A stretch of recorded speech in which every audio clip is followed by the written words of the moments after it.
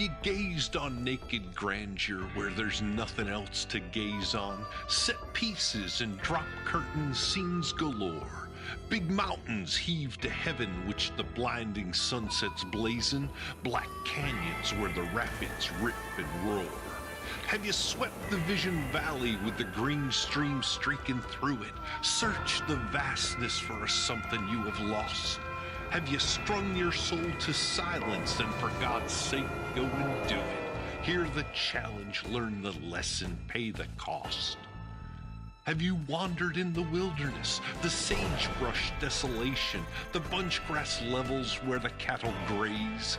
Have you whistled bits of ragtime at the end of all creation and learned to know the desert's little ways? Have you camped upon the foothills? Have you galloped o'er the ranges? Have you roamed the arid sunlands through and through? Have you chummed up with the mesa? Do you know its moods and changes? Then listen to the wild, it's calling you.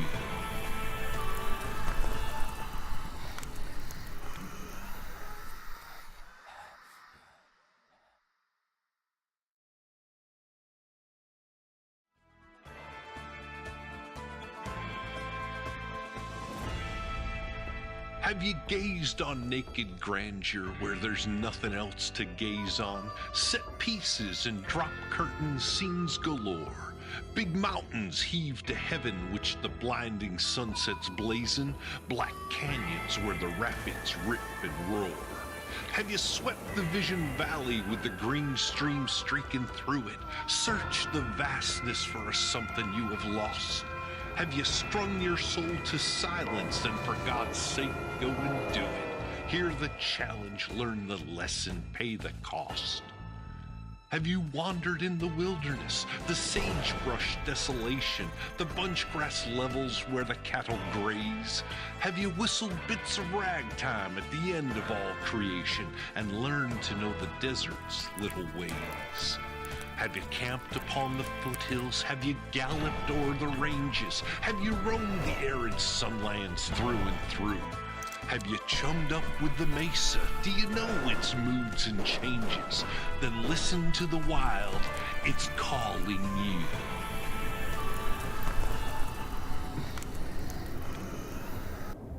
And we are live. We're live. Go on, Uncle Tony. Go on. Oh, how you doing, polecats and prairie dogs? I'm Uncle Tony. I'm your balladeer to take you through this Savage Worlds Deadlands edition, a story we call Blood and Gold. How's my cast doing tonight? Yeehaw. Yeehaw. Some flaccid yeehaws from the That was the bunch. most like whooped cat yeehaw I know, right? I've ever heard in my life. What's up? What's happening, Wolf? Wolf Squatch is already out there in the chat. Good to see you. Do me a Hopefully- quick one, Dylan. Check the audio on Twitch too for me. I'd love to. Thank you. Yeah, make sure we're not muted. Well, everything's clicked off. So we shouldn't be. You know how that works. Oh yeah, we're coming through. Awesome. There's some sort of ambiance. Is that from Roll20? Yep. Okay. Yeah. I would know that if I were in Roll20. I apologize. I'm the worst player ever. One of my D&D game yesterday too. They're like, dude, we've been hanging out in this Zoom for 5 minutes. You're still not in Roll20.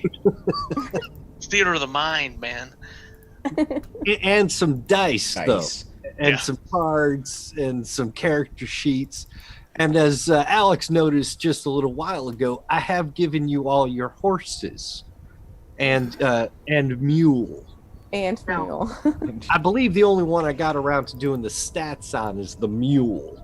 But Okay. hopefully you won't need stats on your horses, like Yeah. from dying or fighting or fleeing, that kind of stuff. But you are free to rename your horses and win a McAfee, your mule that you got with you. All right. I should also mention we're going to do a little introductions and some housekeeping up top here. So let's just go down the line. Will DM, you're playing this game, and I you're am. dressing in the best costume of us all, I think. You got that right. Oh yeah. We know what you are just by looking at you. I'm playing the Reverend Cleophas Brown. A spiritual man. I do not see the spiritualism in this man. I have to be honest. He's quoted the Bible-ish He's stuff. said things that he has said are from the Bible. Yes, see, there you go. So you've never been to a non-Catholic church then, because that's just how it works. Yeah, you just pull it straight out, and there it is. The Lord giveth. You say a bunch of words, and then you say a book of the Bible and a couple of numbers. There it is. Seems right. Our Indubitably.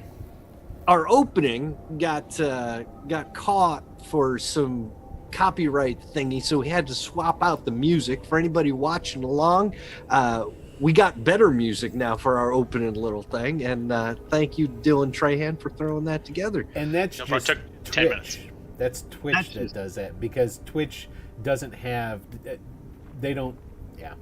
It's like we have no problem on YouTube, and there's no way to contest it to say, no, we have the right to use this. There's No, they're just varmints and rascals, and goddamn it, Yep. screwing our game up. But we managed to get it fixed, and we found ourselves an even better solution. So if you haven't seen the opening, take a minute, go back, roll it back, and watch it. It's awesome. And Dylan, the villain, you're the one who did it.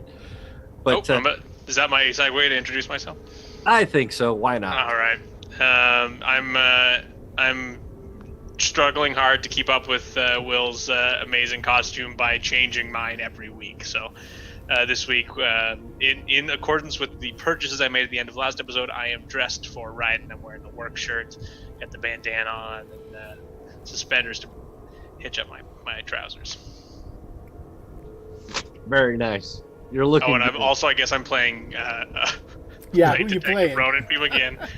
He's an Irish immigrant from the east coast of Canada who's come down to Chicago, and he's been working as a Pinkerton detective for a few years, and he's made his way down here in search of a big bad outlaw. Yeah, you are the fish out of water, where everybody else seems to sort of fit in this environment to a certain extent. You are truly an immigrant, a non-native. And he's discovering just how out of water this fish is every week as things get more and more absurd. Excellent. The one who does fit in is our huckster, Anson Harrow. That's you, Alex. How you? Yes, it is, and well, and I'm wearing the same costume as last week because you cannot improve upon perfection. So here I am, and I feel I'm about to be just as out of my element as my Irish friend here, because we're out in the boonies. You're heading out into the wilds of the West. I wear all black. The dust is just gonna glow. That's the one thing I was thinking about, is like, I should get dust and put it all over my coat. It's only on Put it my on my trousers. Everything else is my casino attire, and and I don't want to get out. It will never come out, as the pants can attest. So, theater of the mind, and I'm gonna be a bitchy boy in the saddle. It's gonna be a fun time. Grace, welcome to the game. How you doing? I'm doing a lot better than last week, that's for Are sure. you feeling better? That's good. Yeah. The Widow McAfee took her time last week and made a dramatic impact right at the end of the battle. When else would you want a dramatic impact? Really? Exactly. It took her that long to get to the battle. What are you talking about? It did. It's one of the best parts of the game. We had the huckster. I gotta agree. Soul blast. We had the Reverend setting people on fire, and she just walks up and douses a dust devil with some water and walks away. I mean, Did that make him a muddy Malpheus? It was wonderful. Ba-dum-bum.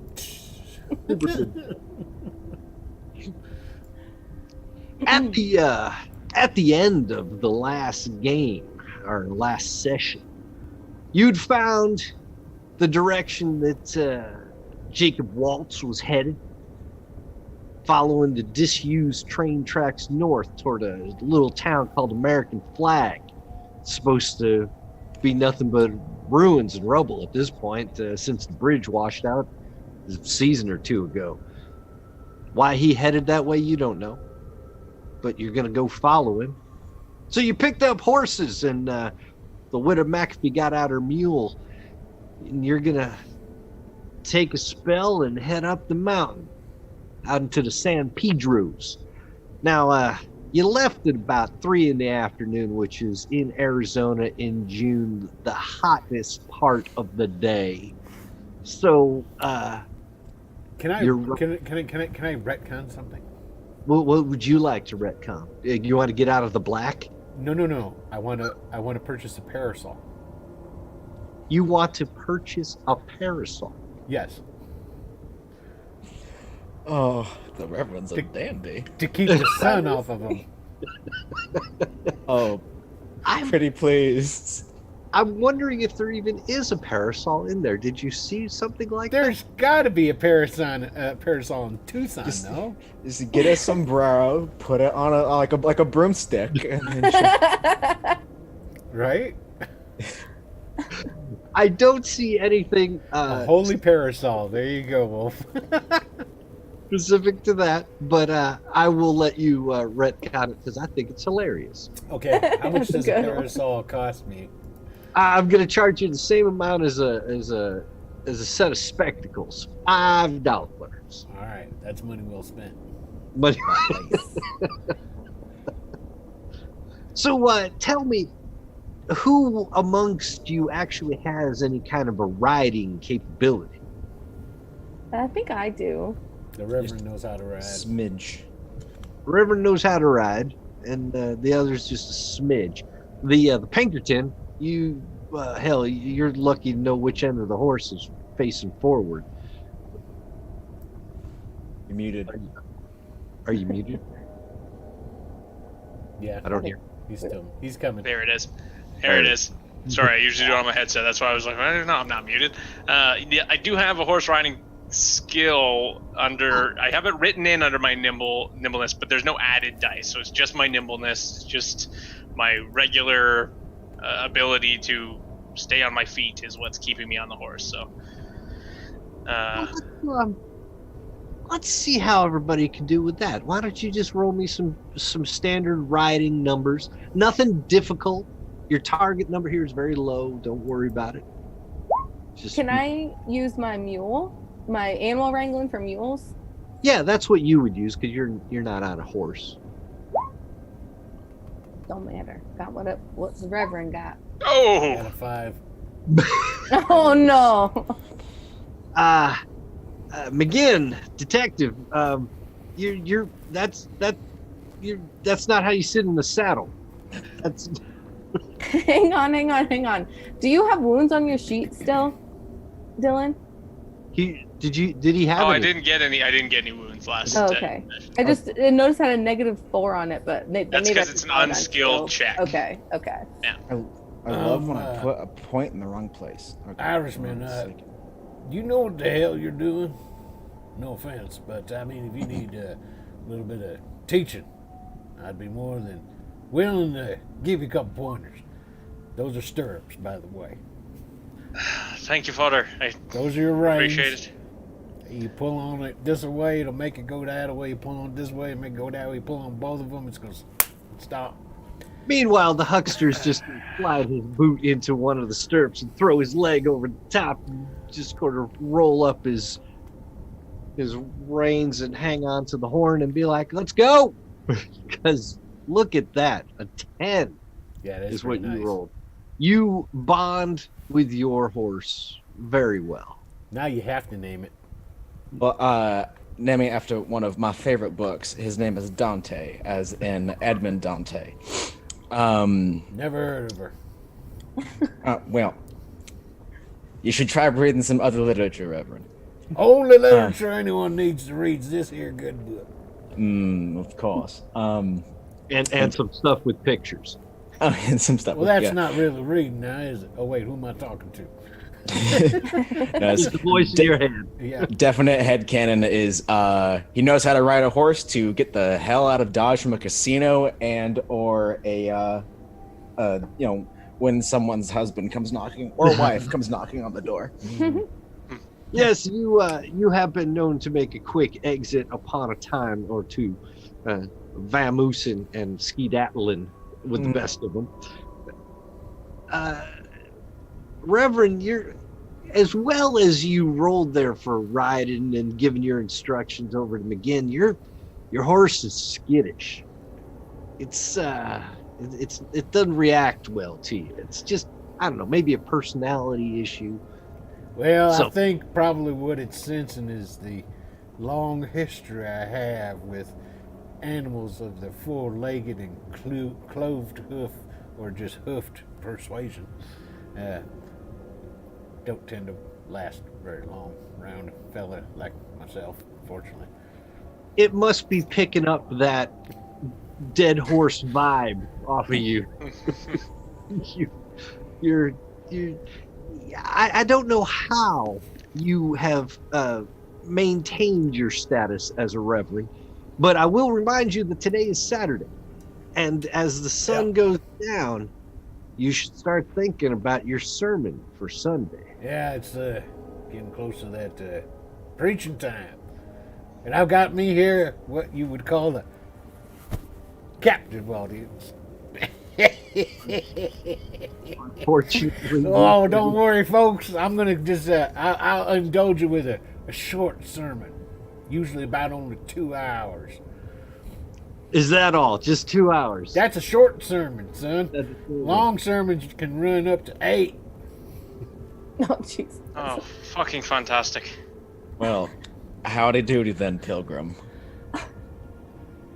Leaving at about 3 in the afternoon and moving at a mule's pace, keeping pace with the Widow McAfee. It's going to take you quite a spell to get yourself 30 miles up to American Flag.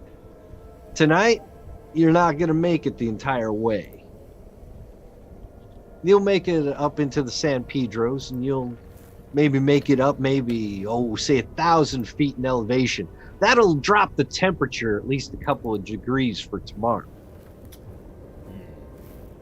But you're going to have to make camp tonight and make the rest of the way tomorrow. If you leave at the break of dawn, you can be there by noon. If you have to sit in for a 2-hour sermon, it'll be later. Oh, don't worry. I can preach on horseback. I am multifaceted. Oh, well, lucky you then. You'll all get to hear. Yeah, right. I got my parasol set and ready to keep the rays of the glorious sun that God has gifted us off of my person. Allow me to speak at length about the Lord and all that He giveth. All right, how long until I can shoot him? We got how many more episodes to go? Maybe only one. Yeah, right? You never know. You look adorable there, Father, with the fringe on your umbrella. You like that, do you? It's very dignified. You one of them fellers that gets all kinds of upset about frilly things. Do you think it makes you less of a man to carry a parasol with you and keep the sun off you? You're not one of them, are you, Irishman? I really need to dignify that with a response. Well, I'm just asking. I'm here for you. If you need to speak on anything, you just go in and saddle on up to me here, and you can just unload. I'll listen intently. Before you do that, let me give you all some of your fate coins for tonight. Oh, tonight's chapter, the Ballad of American Flag, earns you 3 white coins. Am I gonna have to? Now remember, you can only carry a maximum of 10 coins, and the Widow McAfee is the only one that has a legendary coin. I spent some of mine, so I'm still good. You're still good? You're still there? Good. Yeah, because I spent some to get me that notice or whatever that was that I wanted to have. Oh, yeah. You're did I burn some last time? Because I didn't spend any. I'm only at 8. Does that sound right? Is that the right number to be at right now? It could be. But add up all your coins, because so. you also have blue coins and you have red coins. Now 8, 9. I see where I said where we're going over the 10. Yeah. Yeah. Right. Now, the white coins are basically just for you to throw in another couple of dice if you need on these rolls and take just to up your chances. The blue and red dice allow you to actually add those dice to your highest roll, so they're better. But when you use a blue one, I get a blue one too to use against you at some point. Tarnish. You use a red one, you do not. And a legendary coin, well, oh my, they can do all manner of disaster. You just got to find the right time to whip them out. Yeah. Now So- I find myself in the position where I need to use one of my chips. So, You either I can- convert them to bounty points and spend them, or hoard them if you need to. But you can't hoard the coins. You can hoard the bounty points. all right, I'm gonna turn one of my red chips. It'll keep me at 10. I'll use one of mine, turn it into bounty. Now, if I wanted to increase my horse riding from all this practice I've been getting? Oh, I see. It's 10 altogether, not 10 of each color. No, Right, Ah. right. Okay, so I'm gonna have to turn in a All right, I need to turn in a a white couple, yeah. one. excellent. This is how we make the economy work. I want. So how many bounty points? I know you've told us this a number of times. How many bounty It's in points? I actually have it open right now because it's in the sidebar there. It's 2 bounty points for a red chip, and 1 for a white if you turn in those white chips. I'm just turning in some white chips for bounty points. I turned in 2 red for 4 bounty points because I want to spend some today. You can take these lessons that the preacher been giving you, and you can turn that into a real horse riding skill. All right, now I've got 0. It's currently unskilled. Now, what do I need to spend? Since you have it, it's just 1 die, or 1 coin for every die you want to add. So if you want to add 1, it's 1. But if you so want I only need to spend 1 bounty point to get to get a 1, to get a 1. but you need to spend 2 bounty points to get a 2, and 3 bounty points to get a 3. Oh, See what okay. Yeah. Now, here's the situation I'm in. My die type for nimbleness is a D10, right? Okay, that's good. So that's the associated skill, right? So do I need to spend then 10 bounty points to get a 1 D10? No, added? just a 1. The other thing you could do is raise that die type, though I doubt you'd want to raise it from a 10.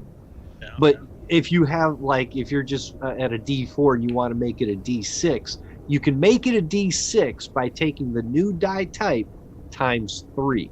Gotcha. So it would cost you 18 to do that, but it only costs you 1 to add 1 die, or add your first die, I should say. And it'll cost you 2 to add your second, 3 to add your third. Beautiful. Then I will add 1 die to my horse riding skill. You had 4 points, though, so you could add 2. Right. Yeah, let's do that. Because that's going to cost me 3 altogether. That'll right? cost you 3 altogether. All right, let's knock that down then. If you do not have a skill that you want to add, adding the skill is also a single bounty point. So in order to get to a 1 from not having a skill at all, it's 1 to add the skill, and then 1 for the first bounty point, and then 2 for the second bounty point, and so on. Right. So you can pick up new skills if you find that you want them, or that you need them. All right. Well, you know what? I got an unskilled tracking skill in here too that I think I might just go ahead and spend that last point giving me a die in that. And that'll. Now the 10 that I started with, are those gone now? Were those to spend in the first episode? Now they're gone. If you spent them, they're gone. If you didn't, you hoarded them. Okay, then they are hoarded. Perfect. I spent all the ones I just got, but I still got 10 laying around for a rainy day. All How right. does that? That's fantastic. And you got some fake coins. Don't be afraid to use them should something arise. Yeah, I'm hoarding my white chips, which is probably not the best idea, but I figure I will use them all today, and then we'll be ready for it.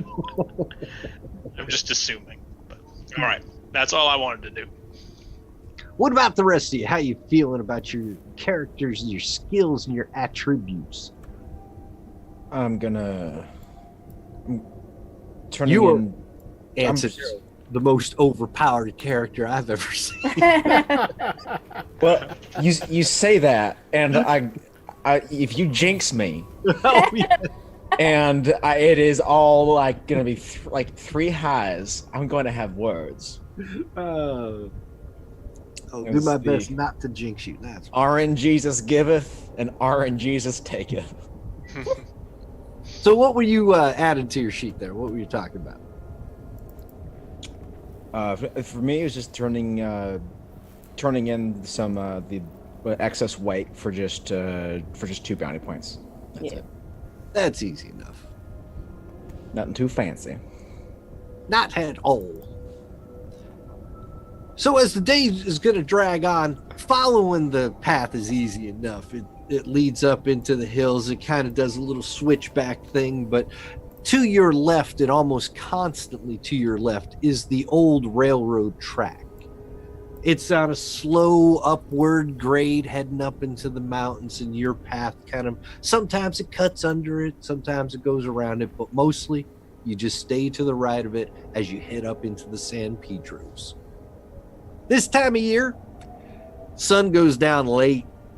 Ain't no such thing as daylight savings time, so it'll be 9:30 maybe, even before the sun finally dips beyond the horizon. You see the stars come out.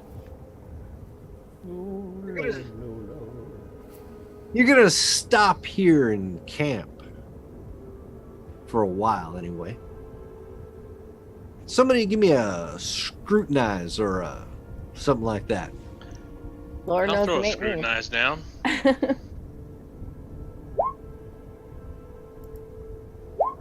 4. Oh, we got a couple of 7s there. Yeah, the 7s you're gonna notice probably the same thing. And that is there's an eagle above you, or was for most of the day. It seems to have peeled off now, but it kept pace with you for a good long time as you came up these mountains. Circled overhead. Did any of us take that 50 caliber rifle? Oh, that the big old elephant gun. Yeah. I don't. I don't believe so, and that was on the man who was burning. So it may not have been in any usable condition. At least the stock would have burned. It was wood. So nobody here has a rifle on them. Nobody's got a rifle, I don't believe. Nope. No. Yeah. I didn't get one. I did buy a bow and arrow. Yeah, highly effective there, Irishman, let me tell you. Just please shoot the bird out of the air, and just give him what for. I'll be, come tomorrow, if we see that eagle circling around us again, you might want to take some target practice with your sticks, see if you can't shoot it down. Well, Father, I'm not particularly deft with a bow, but would be worth trying. And I'm gonna whip it off my back and just I'm not gonna try to shoot the eagle, but just I haven't tested this thing out, so I'm gonna take a shot at the nearest bush or tree. I don't know what kind of landscape we have available to us, but the nearest wide, broad target that I can aim Sure. for. Let's. Did you put it in your put it in the combat stats, or you? You know what? I don't think I did, but I do have a bow skill, so I at least have that. I don't have the bow and the combat stuff. Roll the bow skill at least to see if you can. We don't need to worry about damage for the tree, anyways. Yeah. We'll figure that out before combat if I end up using it in combat. Guess how much damage you've done. Oh! Wow. It's the training montage from Men in Tights. Just oh. What happens with a -2? Now, son, I didn't know you didn't know how to do this either. I can't help you with this one. I can help you learn how to ride, but The unskilled, I believe the lowest it can go is half of what you rolled. Yeah, you're just putting it. You rolled a 2. Oh, okay. So it won't fully take that 4 off. It would just be a 1 then, if it only takes away a total of half. Essentially, Most an advantage. unskilled roll is that's what you get. Is you get kind of just the half of what you could possibly do. But yeah, so I it's, wonder why it's it's automatically taken off that -4, but we'll take a look at it. this is not going to be a successful fling of an arrow. You're lucky if it doesn't hit you or your horse. Is the arrow still intact? I'm gonna have to say with that roll, no. You're Okay. find Fuck. a new arrow and maybe try again. You sure as hell killed the hell out of that piece of ground right there, Irishman, let me tell you. The arrow, I imagine, just snapped. He did something. Yeah. You know what? I don't mind you practicing. Just make sure you're pointing in the other direction. You know, it's hard to shoot from horseback. I hear Genghis Khan. They train those children from birth. Yeah, I don't know nobody named whatever Khan. I mean, was he working on the railroad or something? Oh dear Christ! I know him. I know him well. Speaking of Christ,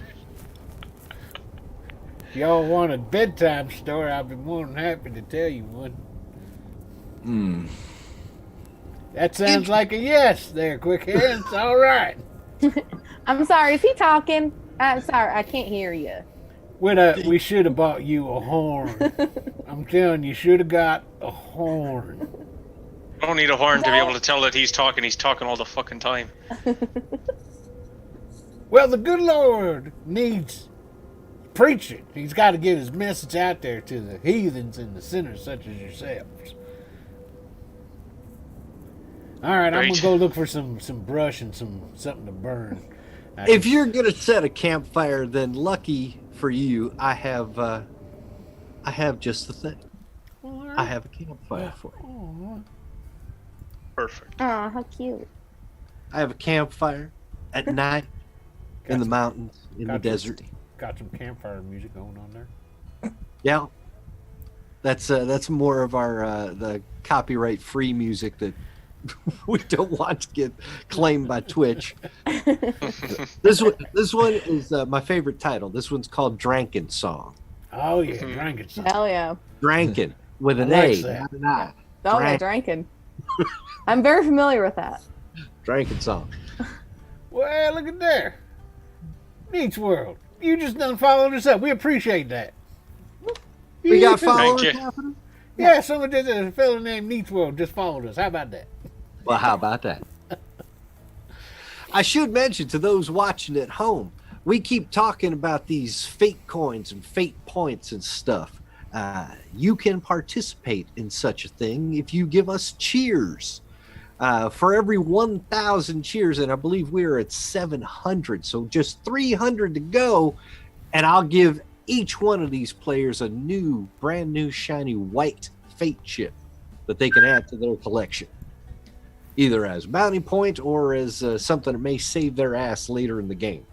I don't know where I wrote that down. We got fate points up in here, don't we? What do I say? Yeah. I wrote down somewhere. So, Rigger, thank you, Rigger. Yes, it's not just me making the shit up. It comes straight Well, out. part of it is. Yeah. It's a good mix. It's about half and half.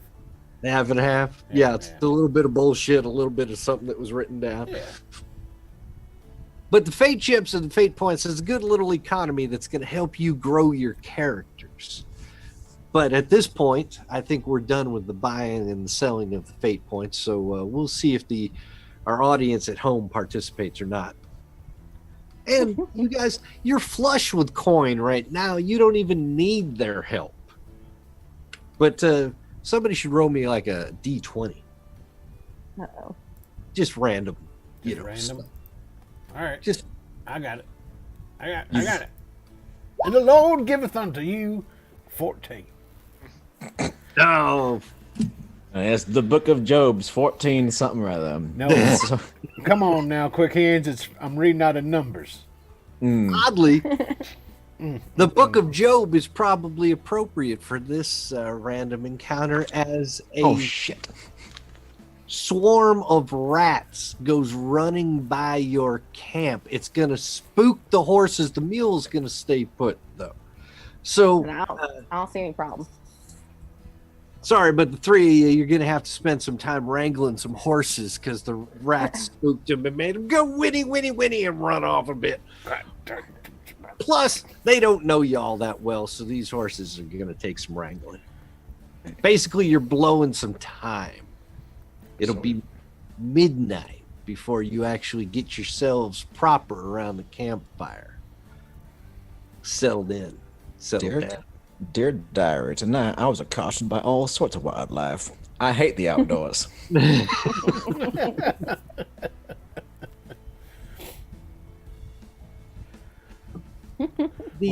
Reverend's just going to roll over and go to sleep after he takes a couple of... I made sure to mark off, and I bought 2 bottles of whiskey.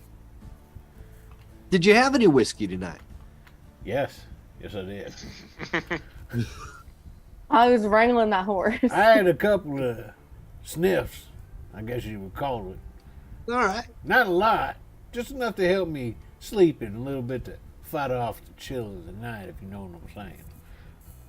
I know what you're saying, Reverend. You will sleep peacefully. You're going to lay your head down and you are going to go out. Sounds about right. But you're not going to dream. You're just going to lay there. Your mind is going to be blank into just a black void. And you're going to wait as if you've been placed there. For the rest of you, Widow McAfee, by the time you lay your head on your pillow, probably just a rock or maybe you're leaning up against your mule, who knows? You can share I got my blanket from a horse and I bought... There's nothing better than a good old hoof. You could curl up with the Reverend. He just went out like a light. You don't hear a thing over from him. He sounds dead to the world. But you will dream, Widow. You're going to dream of youth and of vitality. You're going to remember yourself as you were, maybe 50 years ago. Damn, how old is she? You wish you knew. Ooh, goodness me. Remember yourself as the pretty young thing you once were, before the wilderness and the sun-baked lands creased your face and squinted your eyes, colored your hair. But you'll wake with a suspicion that was more than a dream, that there was something absolutely attainable about that feeling.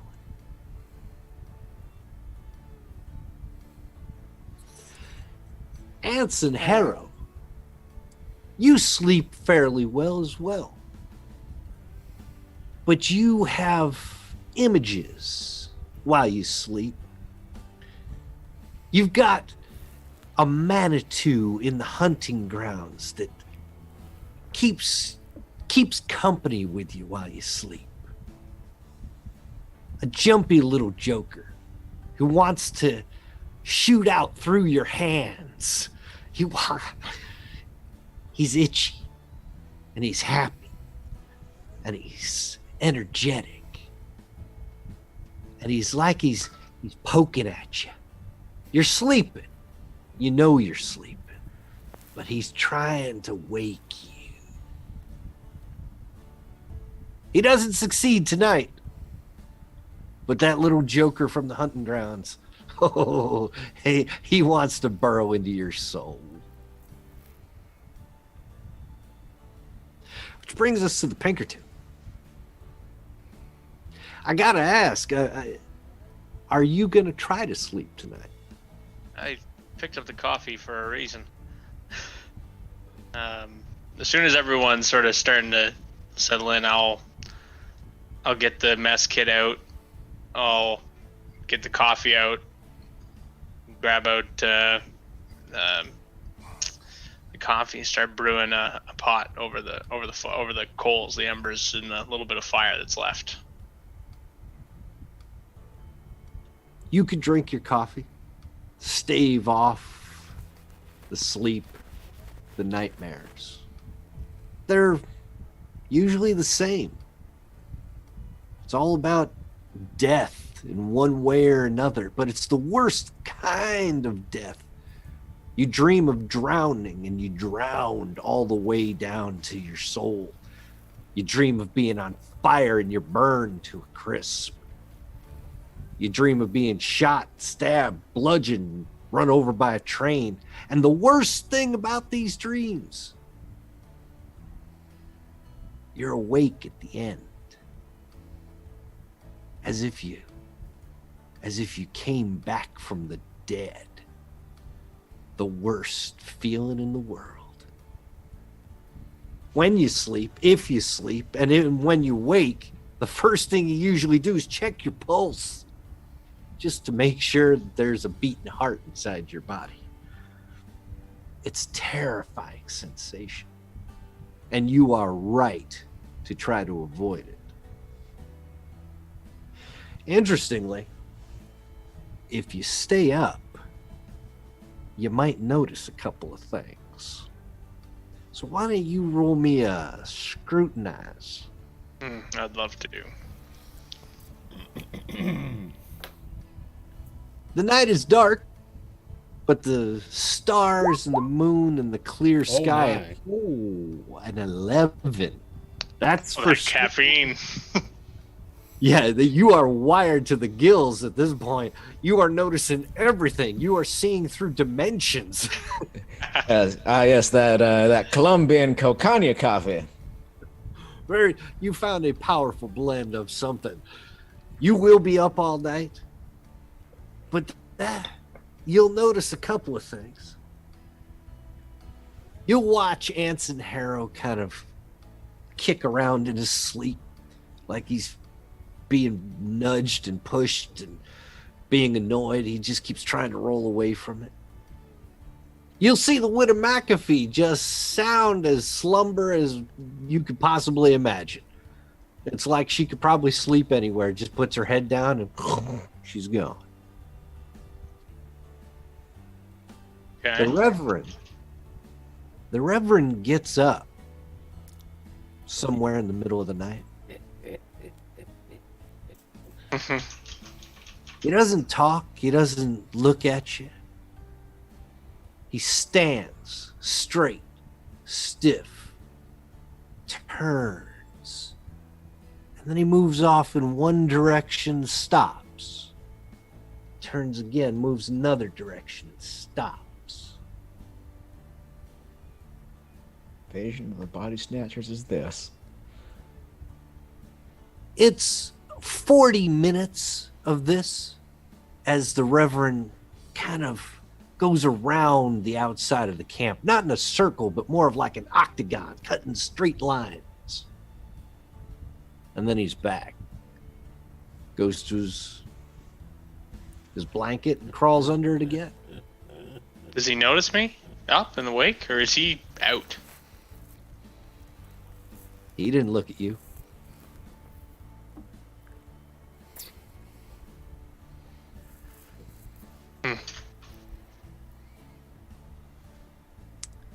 For the rest of the night, nothing much is going to happen. As the sun comes up over the horizon, you'll begin to hear the cawing of the birds and the skittering of the rattlesnakes and lizards around you. The desert comes to life in the early mornings. The nocturnal animals find their burrows and slink away. And the daytime presents itself. You'll all wake. Roughly the crack of dawn. I mean, that's how the cowboys do it. My. Now that there was a beautiful night's rest. Go on, everybody. Get And on Reverend, up. for clarity, you have no such memory of getting up, walking around. You've been in a black Memory of room. what? I was Exactly. sleeping. The good, peaceful rest that one gets when they have accepted the Lord into their lives. Yes. One of the first things to hear in the morning that was not in my top 10. But good Happy morning to you, Sunday, everybody. Well, as you're getting ready to break camp, allow me to give to you a little gift. A present, one might say. Takes his Bible, opens it up, flips a couple of pages. He doesn't even look at it, though. Just flips a couple pages. You see, the Lord will give unto you Can I what be you packing deserve. up? Yes, While I'm, he's doing this? I'm assuming that all of you would be. If you can pack up, you can wish you were more deaf.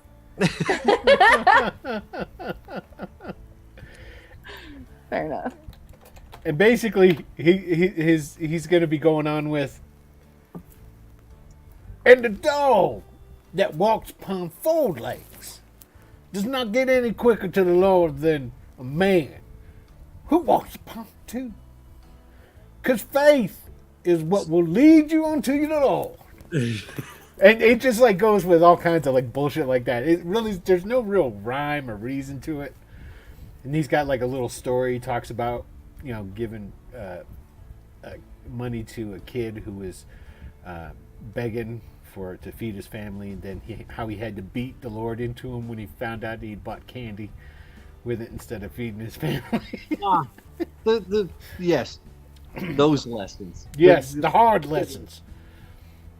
Now, it was only on his backside that it tore him up, but he couldn't sit down for a week.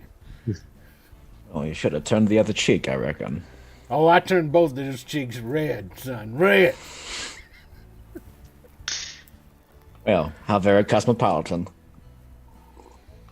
In the interest of pure transparency, I just remembered that my hindrance that is related to this up all night kind of lifestyle does require that I make a spirit check at the beginning of each game, and I did not do that this session or last.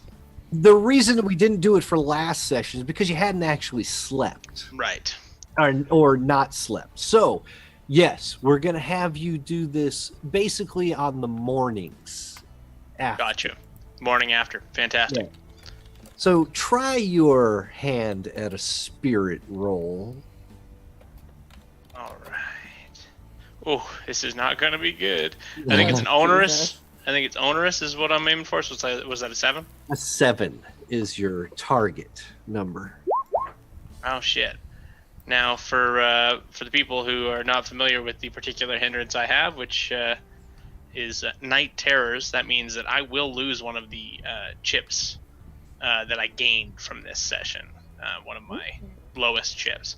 Yeah, one of the white chips is going to go bye-bye from your... But that does mean that the next time I sleep, I will have a dream of some import.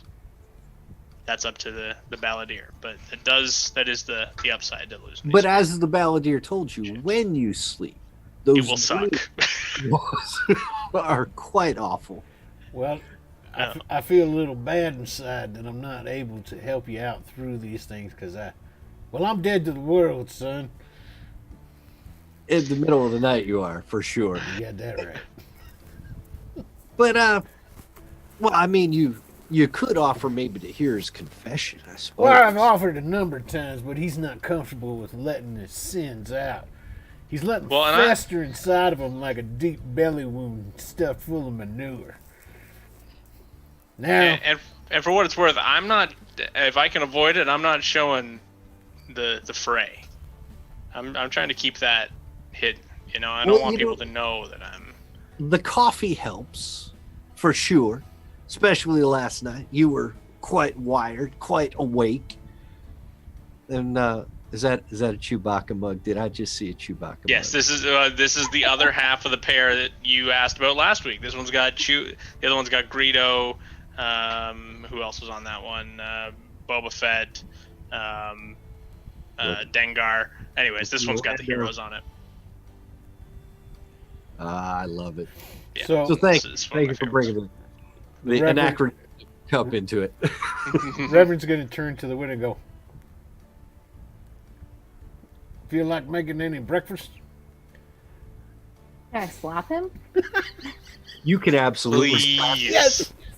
We would all like it. Yeah. Okay, so hold on. And then proceed to make Hold on. myself breakfast. Here you go. You're like, we're shooting tarnations, woman. I was only asking because I'm not a good cook. That's your own damn fault. That Look at ain't these mine. two fellers over here. I know they can't cook with a dime neither. I was just kind of hoping. It was And a when you look question. over, I am giggling like a schoolboy. Someone should roll a scrutinize, and someone else, somebody different than the scrutinizer, should roll a d20. I'll roll a d20 since I can't roll scrutinize. There you go. Who is this? Because of like, is Will available to make this scrutinize check, or If he does, he Just at adds him. 2 to it for being keen. Two Yeah, to it. well, Okay, then, here we go. I forgot how about that. I will need to you take remember this that.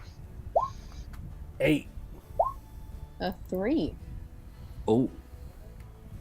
What's that? Well, the two things that you'll notice, first is that eagle is back. It's high above you. It's circling around like it's riding a thermal, but it's keeping pace with you as you mosey on up the mountain. Now, you left at the crack of dawn, or at least packed up camp around then, started heading out. 30 miles is a hard number to traverse up a mountain through this brush. So it'll be, like I said, about midday before you even reach the town of American Flag. Hey, Irishman, I'm going to tell you something. Yes. When I tell you, I don't want you to start gawking all around God's creation looking. But that Do I look that fucking? I don't know, Never mind. son. Just, I'm it's just fine. saying. It's fine. Just. I'm just saying. I don't know what you know. But anyway, that eagle's back. Now I know you didn't do too well with that bow and arrow the other day. I'm gonna give it another shot. Would you like to give it another shot? I think you I should, fucking love son. to. I think you should.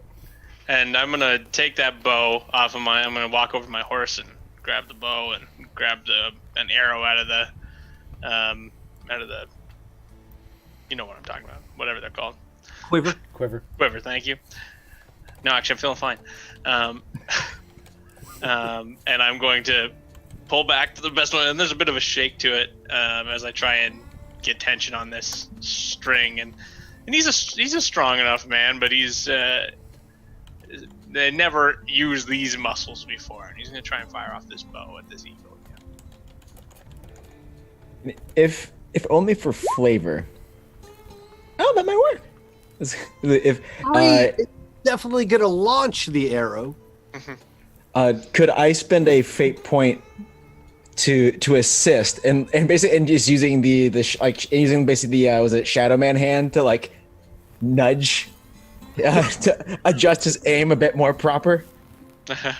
Oh, you know what else is also happening here? I just realized it's only rolling one of my d8 for my deafness. Is that supposed to happen with this unskilled roll, or should it roll all of my die and then just that? Well, what are you rolling? Are you rolling your deftness, or are you? I'm rolling my bow skill, but it's only rolling me one of my die. I'm gonna look at your sheet here real quick because I think if you roll it from the skill itself rather than the attribute, or I might be saying that wrong. The attribute, not the skill. Gotcha. Yeah, that sounds Yeah. right. If you roll it from the deftness instead of the bow, you'll get that 3d8. Okay, and then we can half my final. Yeah, Gotcha. All right. that might work out Whoa, better. what was the 18? Hello. What was that? How? I want to see the math. Doesn't ever show it, but you must have. Aced, yeah, it must have. That's the only thing I don't like about this sheet, is it not showing us the math that it comes up with. But even half of that is a 9. Ooh. This arrow is going to sail off the end of your bow. It's going to create a beautiful arc through the air. The eagle is going to wish out of the way of it. But it was a good shot. Oh fuck! I'm getting better. You are. There's no in between with you, is there, son? I mean, yeah, that there was one hell of a shot. Now, if you could hit it, we'd be in. Well, that's it's interesting that you mentioned that, because when the eagle peels off away from the arrow, it disappears. It goes away, and you don't see where it ended up. Ah, so I don't say that to him then. When I see that, I go, I knew it! I knew it! You knew what, father? Nothing. It's like you scared the eagle off. Supernatural stuff. That's what. Supernatural. What are you talking about? Well, look, it. When I say it disappeared, it just flew off. Yeah, I know. But it when it did it to avoid that, it's almost as if it knew the arrow was coming and it like broke. I would assume before the arrow got to it, even and it's like.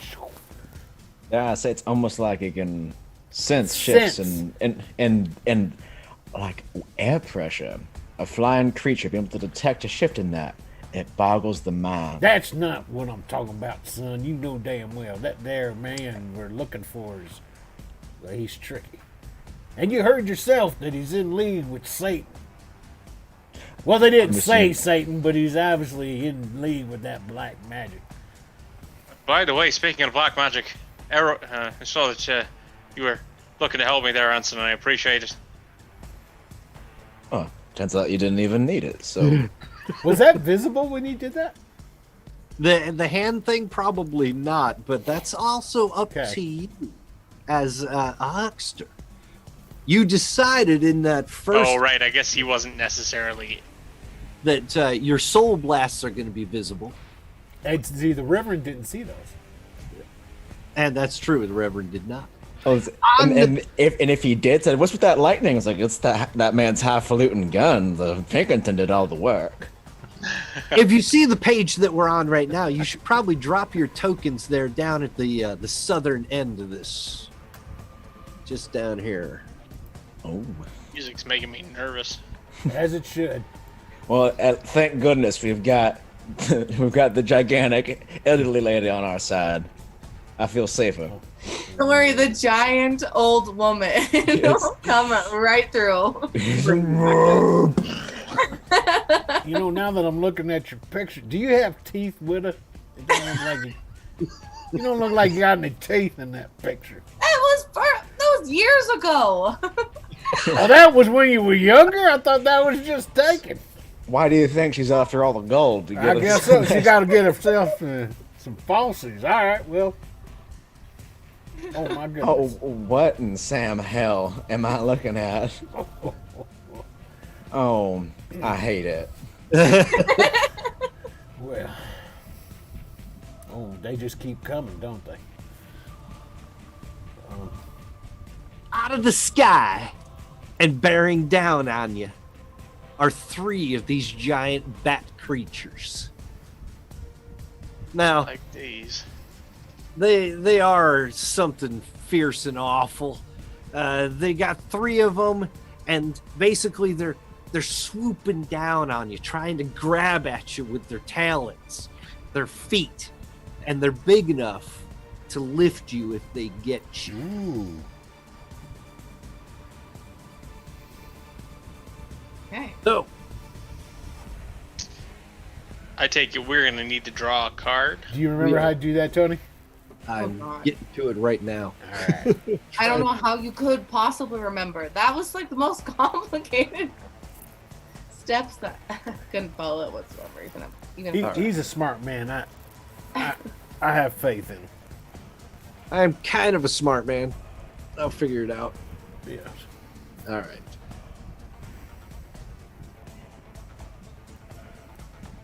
Bat fight. That is right. Neat sword. What? Or Neat needs sword. word. Oh, I need to. Neat word. Love it. There we go. I'm adding each of you to the turn order. And then we will.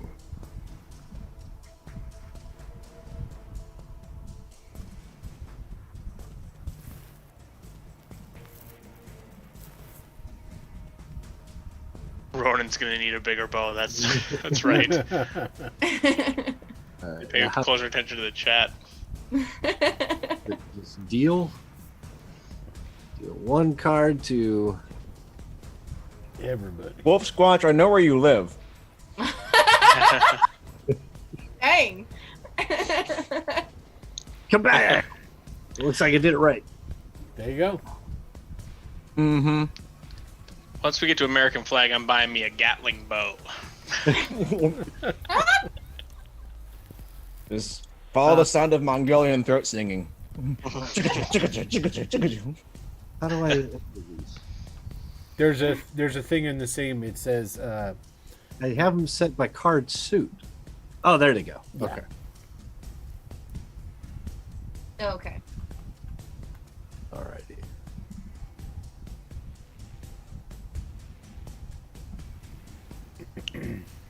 Yeah. Does anyone remember offhand what the suit order is within the hierarchy of turn order? Are we tied somewhere? Seven Days? Oh. Yeah. It should be the suit. Oh no, we're not tied. I was just curious. Oh yeah, we are tied somewhere. 7. The suit order as it's in the turn order should be correct. Oh, gotcha. Fates Then, and targets. then it is not important. The first devil bat is gonna come swooping down on you, McGinn, Ah, damn it. because it's close to you. It's that one right here in front of you. So Oh Christ. now 9.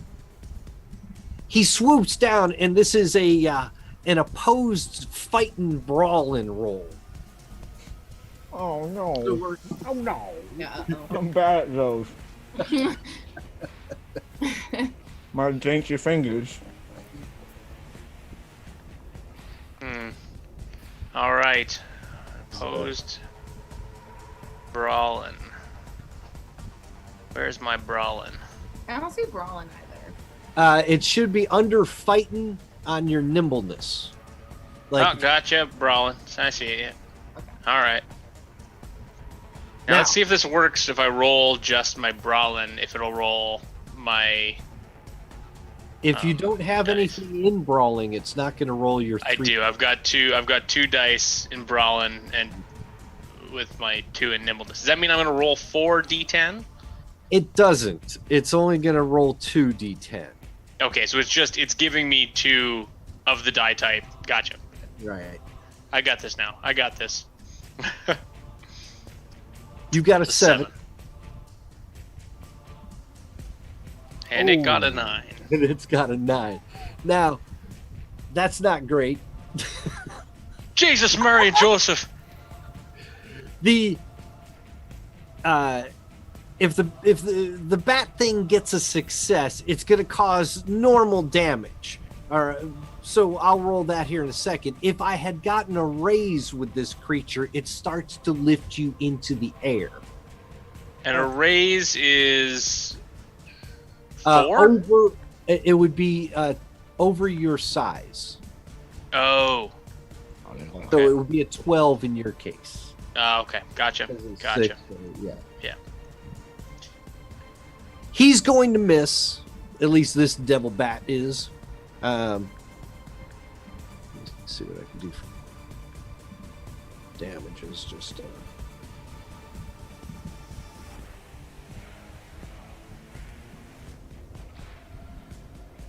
oh shit! Wow. That's a lot of. That's that sounds like yeah, a lot of fucking damage. You got a fate point. What can don't you? I do to soak here?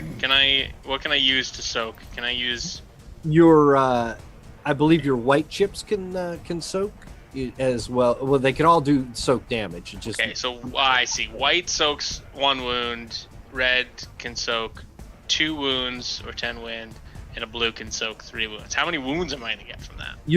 It's gonna be well, what's your size? Your size is 6, so your My size is 6. on how many multiples of your size the damage does. So you're at 1 wound at 6, 2 wounds at 12. You'd be at 3 wounds at 18, but it didn't get there. All right. Well, I'm gonna spend my last blue chip, I guess.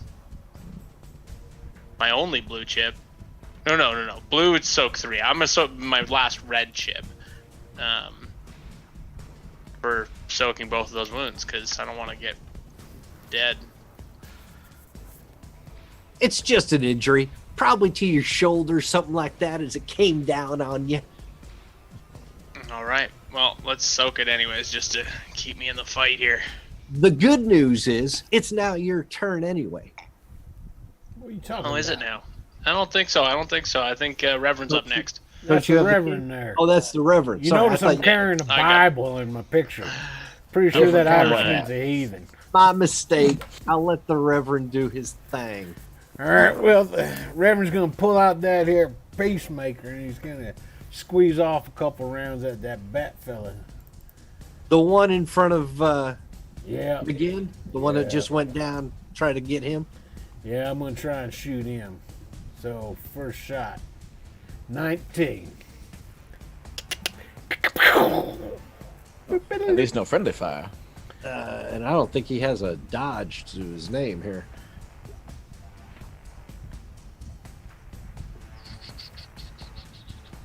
No, he's going to try to dodge it, but we'll see. No, he's going to miss. So, okay, you're going to hit him. 19, what's your damage? All right, let me do this damage first before I shoot him again, just in case. Just in case. Now, it is a little bit larger than a man, this creature. All right. 12 points of damage. That's going to do 1 wound to it. Okay, I'm going to squeeze off another round. 8.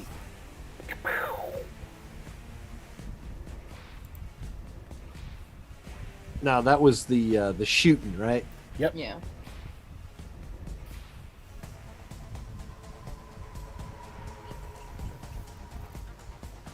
Had him try to dodge. I don't think he can do that again. He is size 7. So, like I said, a little bit larger than a man. But he's a little piece of ways from you. So let me measure this out here.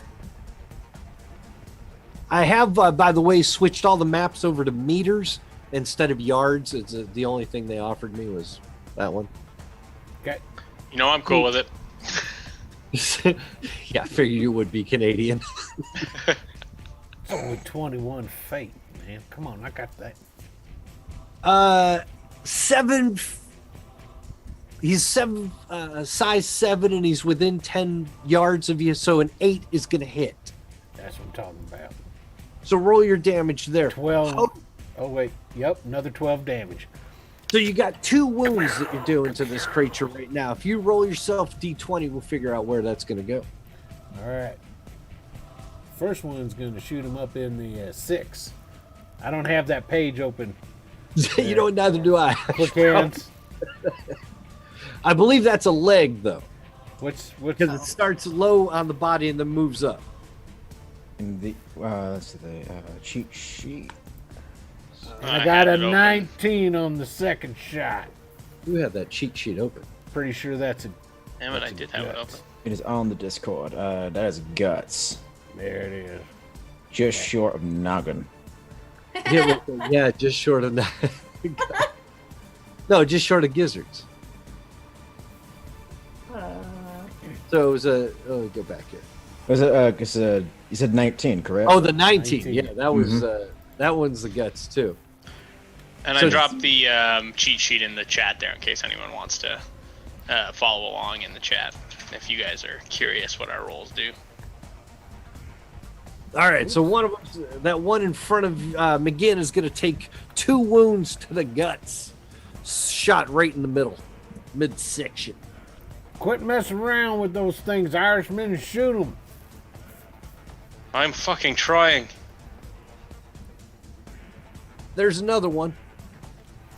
They have to come in on you. So this one's going to try to dive bomb onto the good Reverend, since just saw him try to shoot at him, at the his buddy. That's a mistake, son.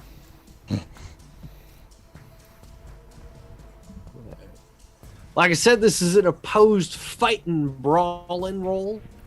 Oh yeah, fighting brawling. Let me see. You said that was under which one now? It's under nimbleness. You should have a Nimble. brawling. Yeah. There it is. There we go. 14. 14. That's a good one. That's a good one. 19 is a better one. Please. The talons are gonna come down on the Reverend as well, You rat son of a bitch!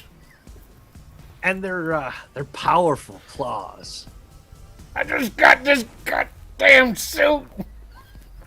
Ow! And the damage is 19. Now your size that's 2 wounds. Yo, yeah. No, that's 3 wounds. 6, 12, 18, right? You're size 6. My size is 6. Small He's foot. raised. The problem here, Reverend, is that this goddamn bat is lifting you up off your horse.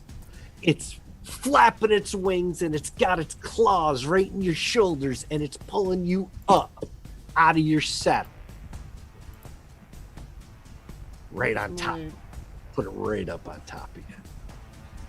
What do I do with the thing with the tokens? What thing with the tokens? Oh, I see what I did. There it is. Okay. Now, If I spend a red, I can soak 2. How many is it for a blue? it can soak 1 wound, I believe, or 2 with a blue, 3 with a red, 1 with a white. Oh, well, I'm gonna spend a red. I think you got the red and blues. Yeah, 3 with a blue. Okay, sorry, I've got 3 them back. with a blue. Yeah. I don't have the thing. Yeah, open. I pulled the sheet up, yeah. Gotcha. So I'm gonna spend. That's what I figured. I'm gonna spend the blue, my 1 blue, and get rid of all those wounds. The wounds you can get rid of. That's easy enough. But You he's can still- soak those up. But he's still pulling you into the air. And over the course of the next 2 rounds, he's going to keep trying to lift you higher and higher. That's all right. He can't lift me as high as the Lord. You are going to have to beat him in a straight up opposed strength roll. Well, what if I just unload this here peacemaker straight into his groin area? Bet that'll make him let go.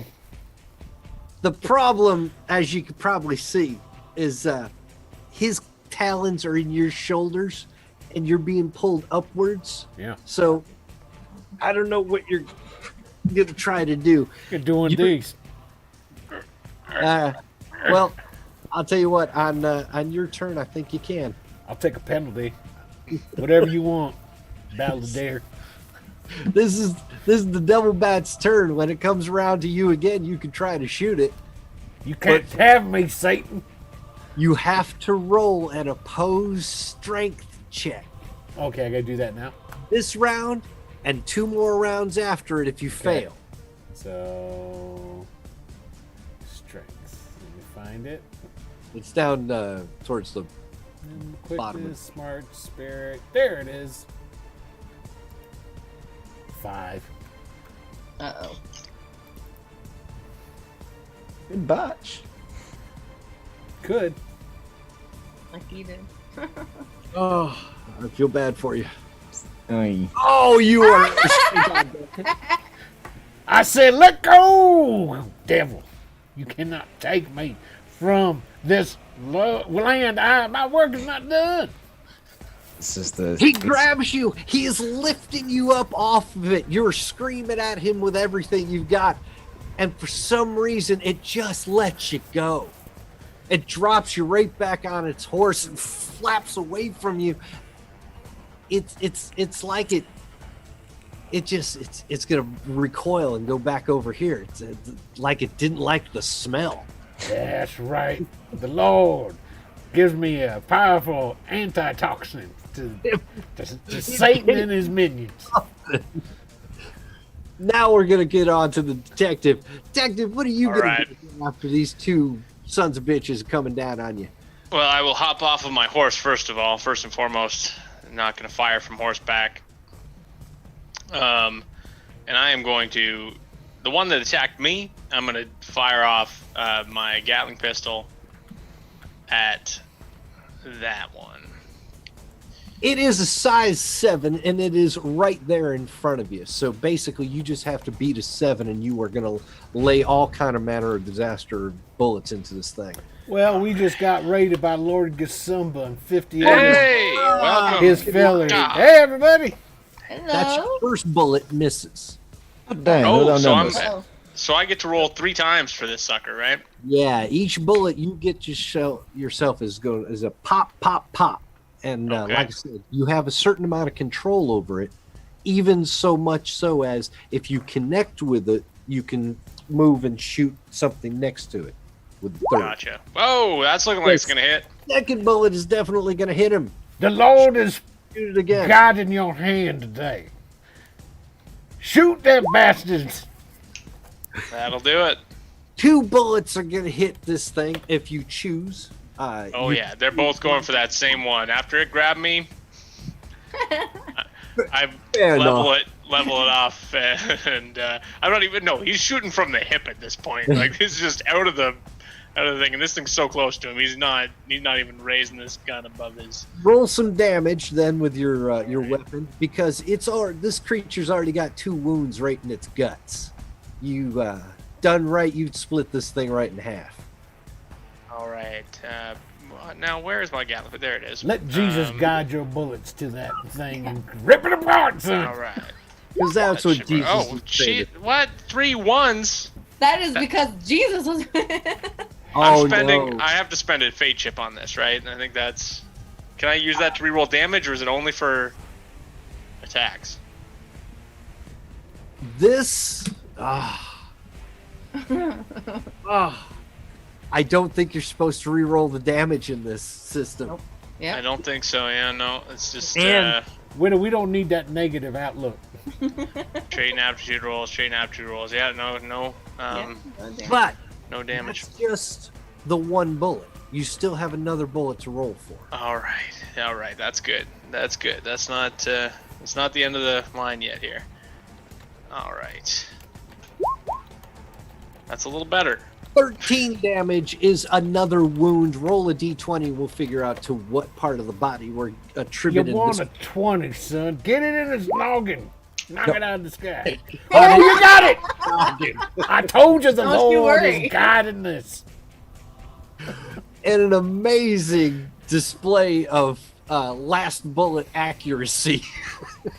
And You're and gonna- and that's because of that fire for the hip. He literally just he jumps off the horse, hits the ground, fires, and sort of loses his balance, and it just sprays up across this thing. The 1 bullet nicked him and just kind of flanked off. He had 2 wounds to his guts, and then he takes one right in the eye. This creature's gonna drop dead in front of you. Ooh, yeah. That's what I'm But- talking about. What are you gonna do now? You have some movement, though you did use a little time to get off your horse. You know what? I'm gonna say that just for cinematic purposes, that I fire. I drop to the horse. My knees buckle. I fire. It sprays across, and I go down to 1 knee, and I'm reeling back and trying to catch my balance as this turn. That's ends. right, son. Praise the Lord. Throw your hands up and worship. Then roll me another d20 and do not get a 19 or a 20. All right. Alright. Oh, That's close. Got that your 17. Gatling pistol remains intact. All You right. expired 3 of the 12 bullets that it holds. It does hold 12, doesn't it? You get 4 rounds of this. Let me see. I will check Not on my a- sheet. I believe Rate of that's fire right. 3, 12 is the shots. Yeah, so you get 4 Oh, times. let me mark that down then too. Use those bullets. Then rolling like a turtle on his back and putting down one of the devil bats. I believe now it's the huckster's turn. All right, so You see all this happen in front of you, obviously. well, the one that one thankfully did not take the Reverend, blessed be. Yes, yes, yes. So I don't need to grab it. Decisions. So, I've got so many options. The one that's nearest to you is within 10 yards. The other one is about 17 yards away. Yeah, gonna make like the Pinkerton, dismount from Dante, draw my love mat, and take a shot at it. Excellent. The one that's closest, I assume? Yes. Then that is a 7 to hit him. Big little sucker. Okay. Presume this is just the roll to hit. Or it is not. That is, well, thank you, roll 20. Please sponsor. Lamat, grape shot, pistol, damages 5. Yeah. That's damage. That's damage. Roll your shooting. There we go. I was like, I figured that the crosshairs would be to shoot. There we go. Well, not much better with the shooting. Your first shot's gonna miss. I believe that's got a rate of fire of 2, though, so you can try it again. Yep. So uncivilized. Jeez. Blam, blam. Yeah, that's right, son. Maybe you can scare them off. It's precisely what I'm trying to do. I noticed. Your guns are going to be useless at this point. You're not going to be able to squeeze off any more rounds this round. But anything else you want to try? His missed me only works for projectiles. So, Yes, not if someone's coming down, and it only works on you. yeah. So I can shoot and use one of my Huckster things. I would say Or is- yes. Well, let's put this like. But you can only use the huckster things that you can do pretty much instantaneously, or prepare for the next round. Well, I have one instant cast, and that's the Warlock special. So, that's what we're gonna do. I love it when you deal yourself some cards. So, need to do a little bit of that. Soul Blast 6, but it doesn't require Yes. to hit, does it? Do not think so. So deal yourself the cards, Yeah. and I will.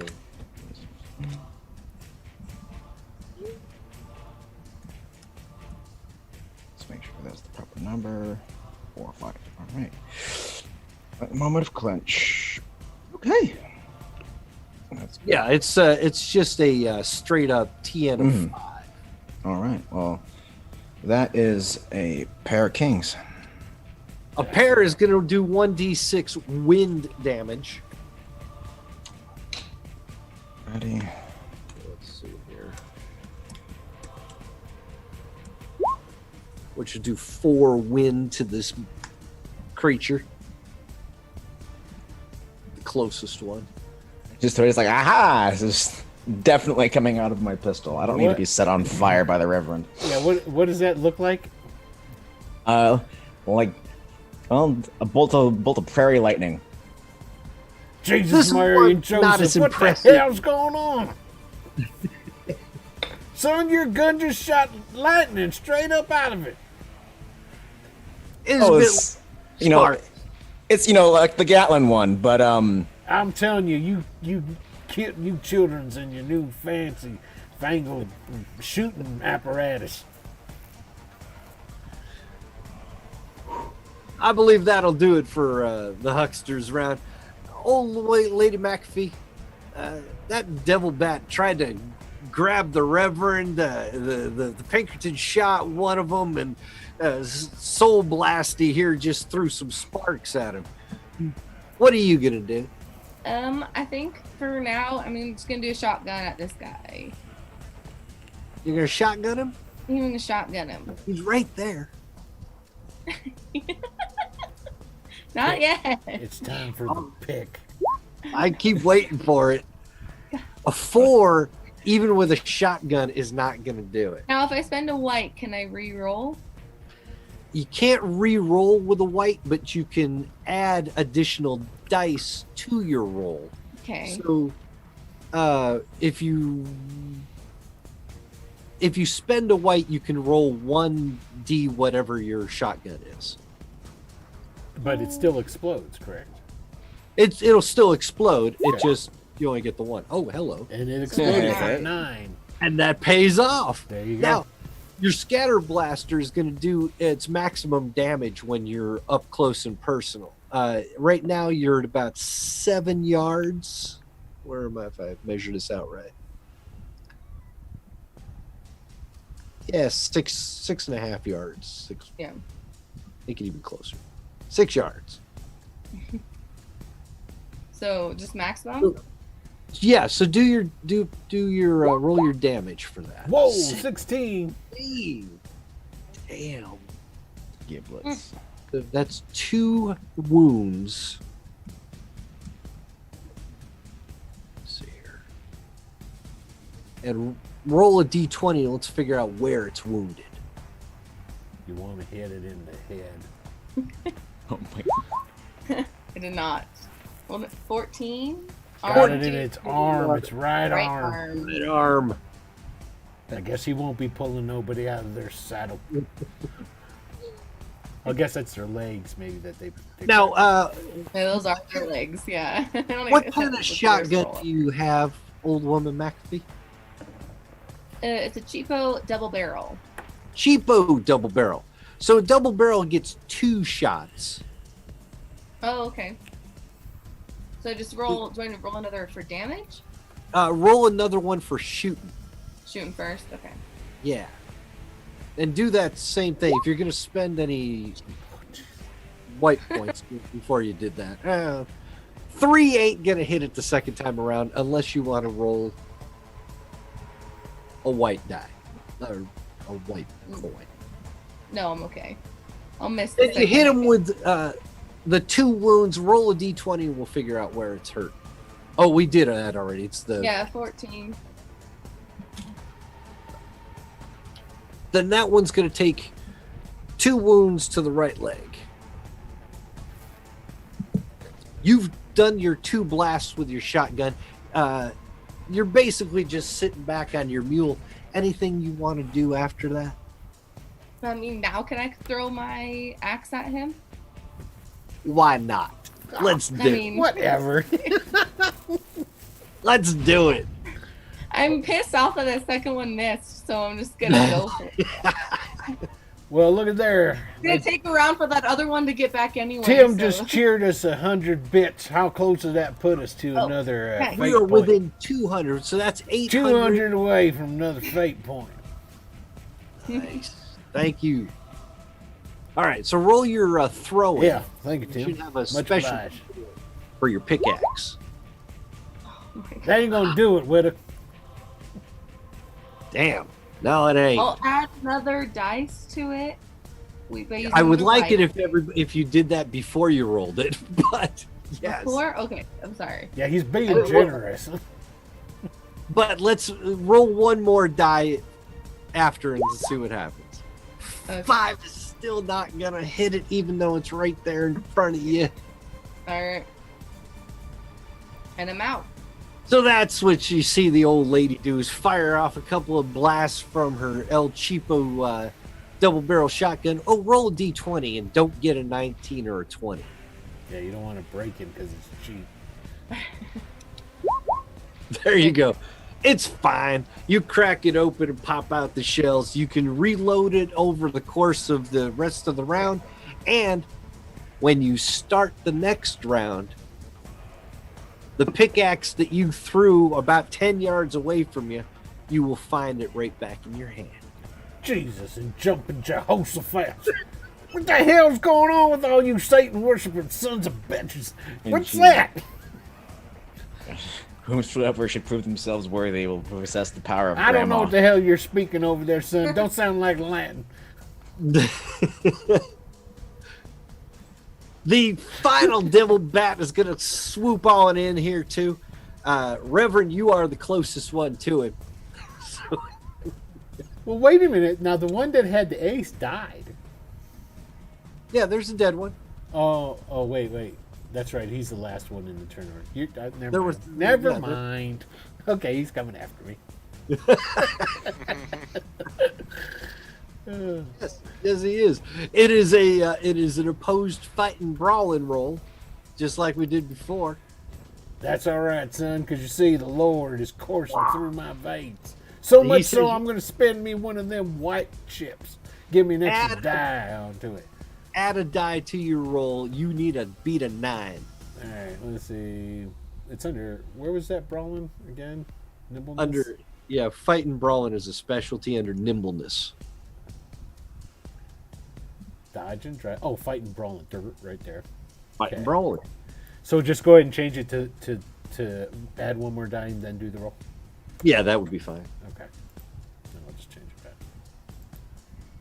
27, son. I whooped him with my Bible. He fell to the ground and he's repenting. This is an extraordinary roll. How the hell did you get to 27? It doesn't show us. So I'll tell you what. Since it's a fight and brawling and you've got such an advantage over this thing, it came down on you and you grabbed its talon. Damn straight I did. Down. You have an opportunity to do damage to this. So go to your. I don't know. I can't. You probably do. You have your just hand to hand in there. Is that under fighting? If you go to like hand to hand weapons, does it just say? Oh, I see what you're saying. I got to go to that under combat stuff. Because I would say roll your. Hand to hand. Did I club him with my cross? Is that what I did? I tell you what, it is right there for you to use. So roll that damage of the cross, and let's see what we do. 14 rose points free. of righteous damage from the Lord. That is exactly 2 wounds on this creature. Roll a d20. We'll figure out where it's hurt. Well, of course, doing I that. heard it in its noggin, son. No, I got it in its left arm. I think. It's left Yeah. talon there, Yeah, or left talon. wing. Yeah. You're going to do 2 damage to its left wing. Oh, yeah, this poor son of a bitch. He thought he was coming in on you to do some damage, and tables got turned. We're going to go back to the top of the turn order. The ace is dead, so it's the king acted first, and that means it's you, Reverend. So he's like down in front of me. I just point my peacemaker at him, cock back to him, and go, "Now wait a minute. There ain't no repent for a devil-loving satanic thing such as yourself. Eat lead!" Fire your shooting, and I'm going to give you a +2 because this thing is literally right there in front of you. It's point blank range. Okay, let me go back to. And shooting is under. On that front page up there towards the Towards the top, isn't it? towards There the it top. is. There it is. Okay, first one. So I got a 18, 19. Okay. You got a 19 on the first And the second one, okay, got and 11. Each of those is gonna hit and do a wound, Okay. or they're each gonna hit. Gotcha. And So here's the damage: 18 and 8. I'll roll So, location. so 2 and 1. It's at least 2 wounds plus 1 wound. Okay, so I'm gonna hit him. Oh, it exploded. I hit him in the head. I got nat 20. and then here, I'll shoot the location for the other one. I'll take off the exploding the thing there. Okay, so I hit him in the 3. So I shot him in the head, and then I shot him in his foot. It is Bam! Bam! Some John Wick shit right there. a wonderful exchange. And yes, you're gonna drop this devil bat some bitch to the ground as dead as a doornail. And then I'm just gonna, the Reverend's just gonna look over at that one that's still left and go, "Oh, you're next, son. You're next." Should I do my awe? Oh, See if I impress him. we could try. I mean, it's a creature. If anything, That's all right. Here we go. roll it. I'll see what he Yeah, does. I got an 8. I'll go with his. What does he got?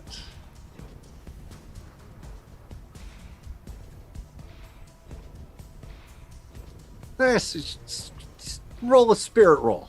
A spirit roll. Oh, jeez. You know, I almost No, said no. I something. mean, against your overall to see if he can, see if he's impressed with you or not. Oh, okay. I'll tell you what. You demoralized him a bit. Damn right I did. It's looking at its dead friends, and it's actually going to back off.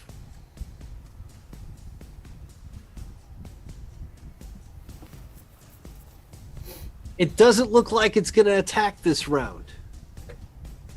And it's just sort of flapping its way back away from you.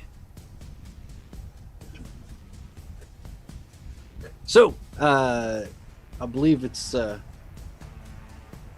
who's the 9? That would be me. I'm going to lift myself up off the ground and take a steady myself. This time, not firing from the hip. I'm gonna steady my overpowered Gatling pistol, embrace it, and I will fire. I'll give you a +2 to Ugly bastard. aim and focus and proper stance. All right, then let's fuck this thing up. That's an 8. He's let's see how close he is. Shoot. If he's within 10 yards, you'll hit it. He's within 10 yards. All right, and let's take this next one. No. Not that one though. But that 9 will hit. So 2 of those bullets, boom, boom, boom. One of them's gonna sail over his shoulder. The other 2 are gonna make contact. Whoa! There's my damage, 19 and an 8. 19 and an 8. Roll the 2. Roll a d20. All right. Find out where it's gonna hit him, and 20. 10 and a 7. 7. 10 is right in the gizzards, and a 7 is in the guts, which I don't know how they define those. But this guy is in bad shape. 2 there and 1 there. Roll a d20 and don't get a 19 or a 20. Right. Oh, damn it. Oh, god damn it. Ah. No good. All right, let me see here. 16. Your gun's going to be down for a little while. Well, that's okay, because I will holster it, and I will pull out the sheriff's Gatling pistol that he gave me to return to the Pinkertons. Oh, looky there. You need to get the 2-gun kid. It's and be not set. loaded, but it's not busted. So I will put that aside, and I'm sort of like, fucking Jesus, and switching them out in the middle of combat. And I sort of realize that it won't fire anymore. Huckster, while he's doing that, reloading another pistol, you have an opportunity here. You are the furthest from him, but he's still within 20 meters. Yeah, on Soul Blast is 50 yards per rank, of which I've got 4. Oh my God! So 200 yards of I can blow you out of this step. And I don't like that county. Yeah, that's gonna be at least a little bit useful this combat. Let's see. Oh, I see somebody just cheered another 100. Did that just happen? No, Or that happened? was that was the other one. That's the one from earlier. Yep, that's Okay. one from earlier. That's what I get for flipping back to Twitch. Just take a look, see how we're doing. Okay. That's a pair of jokers. Pair of jokers. Oh shit. Oh, so that's 3 of a kind, is what Yeah. you- So Three yeah. tens. So three tens. So I need to shuffle. Who shuffled these cards? Jesus. Jesus did shuffle them for you, son. Put the Holy Lord in them so they can give you good hands. Jesus, take the dealer's vest. Okay. That's 3 of a kind is 5d8 damage. I think this bat Satan thing isn't long for this world. So roll 5d8. Oh, my. 25. Yeah, it's pretty good. 7, 14. That's at least 3 wounds. Roll a d20. We'll figure out where it's going to take him. But it's already got 3 wounds. So, depending on what you do to it here. I really like going for the gams, I guess. 9, according to the hit location, is the guts. Guts. Okay, yes. There we go. But that's Yeah. going to put him over in the guts. This thing is going to go down, just eviscerated. What did that look like, Huckster? Yeah, so it's definitely just the, drawing the cards, folding the hand up, doing like, and yeah, just that like purplish blue streak of prairie lightning strikes it right in the middle of the back. It's kind of like internally illuminated as it kind of like with a crack of thunder in the ribs. There's the kind of a delay of like it just chest bursts a bit.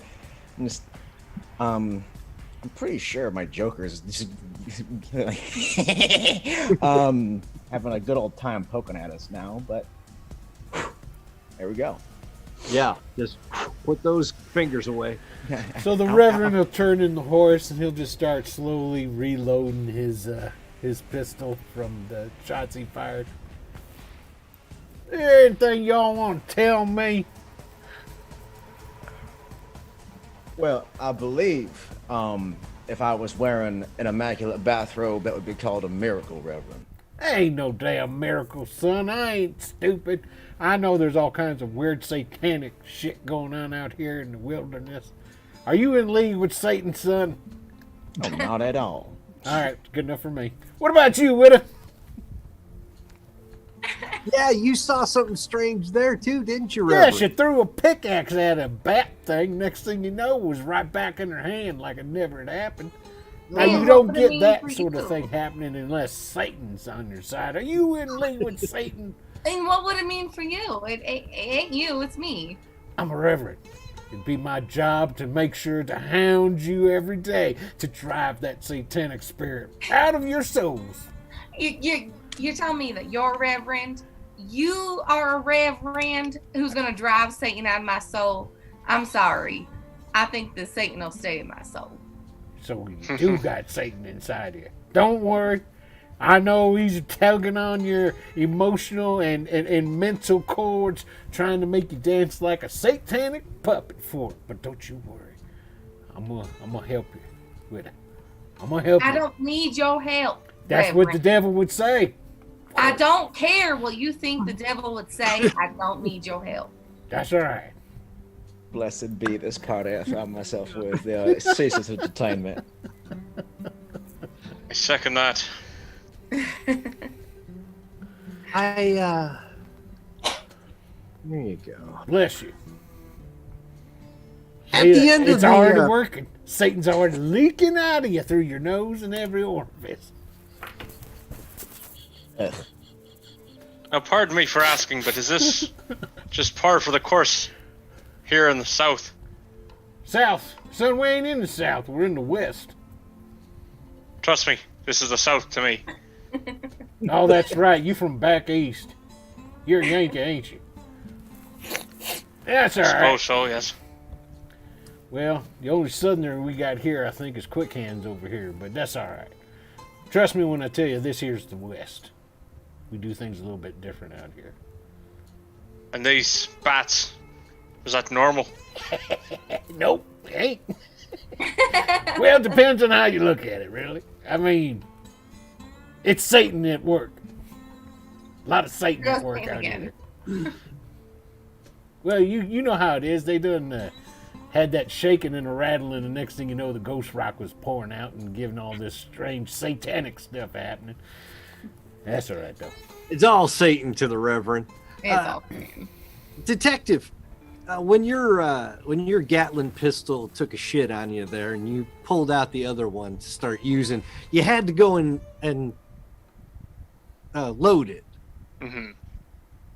You found something in one of the chambers of the gun. I will send it to you on the Discord, what you found. Ah, okay. Oh, that's just not fair. Is it dead? Is it Dead Man's Load? We could all read it, though. Just go to the Discord. Okay. Oh, yeah. Oh, no, I sent No, it was a direct message. Ah, whatever. God damn. Reverend. Make sure that's done. Good. And I wonder if I could just ask for anyone who might be so inclined to make a roll to see if they notice something that I might have done. Of course I will. I'll give me a scrutinized roll right now. You can add 2 to it, because that's your thing. That's right. You got that damn right. Hold on, let me find it again. And I guess I need to roll something to see how well I can Got a 9. hide my. What would I be rolling to see if I can stay stony faced here? Oh, I've got a bluff. Oh, Would I roll bluff? that's absolutely perfect. Okay, I don't think this is gonna be very good, but we'll see. It does not beat his scrutinize. Oh, well. We ain't found shit.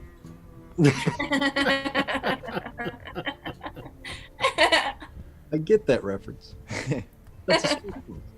All right, then you notice I look at the note, and my eyes just flick up towards Ants and Harrow, and then I Seriously. Do we stuff it in my pocket. do we like look eyes? Because I'm looking right at him, waiting for him to look at me. And when you do, Reverend's just gonna give you a wink.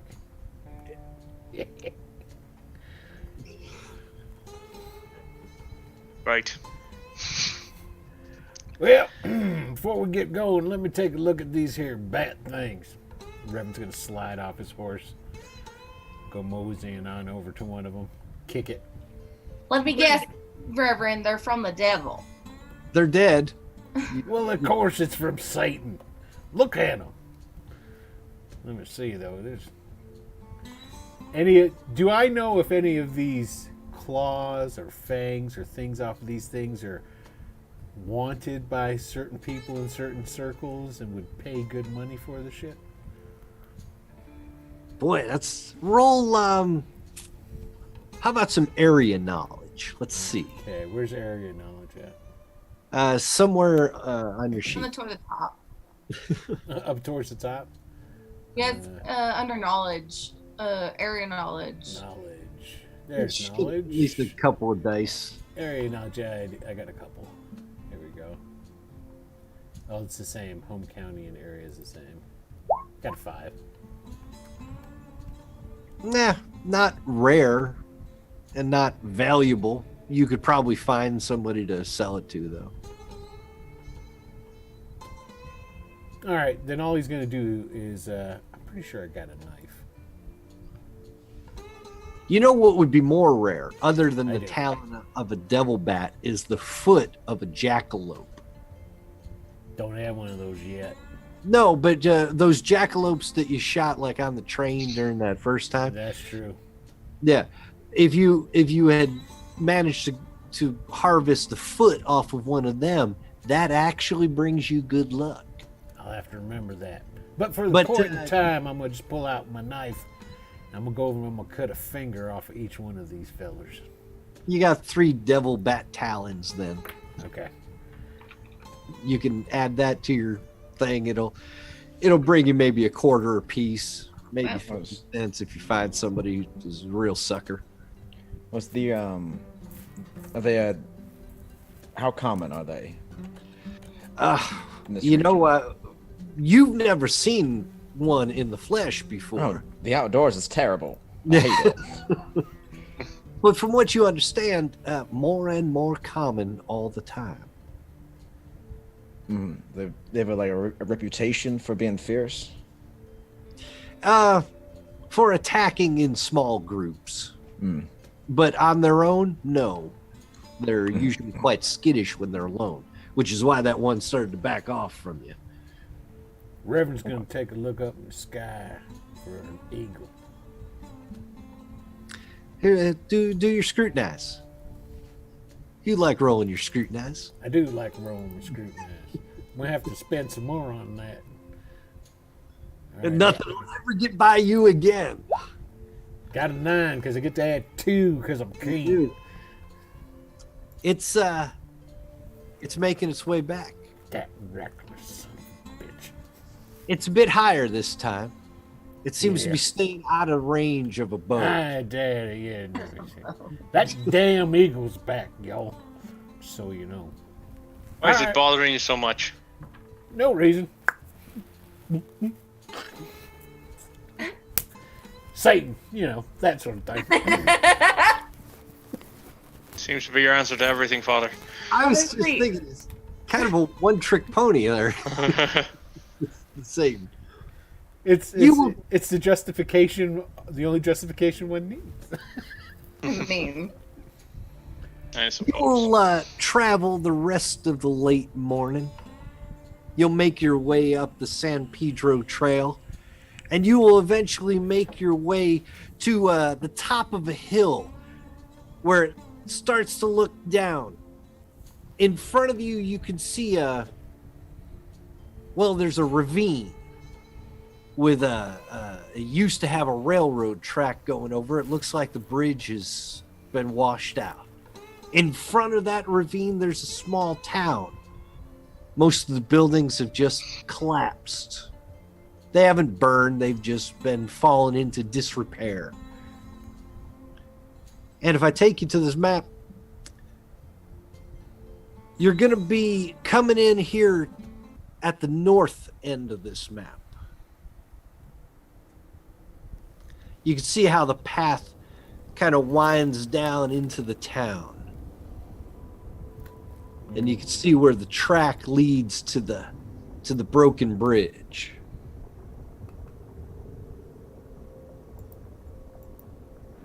You want us to drop ourselves by the shed up at that top corner?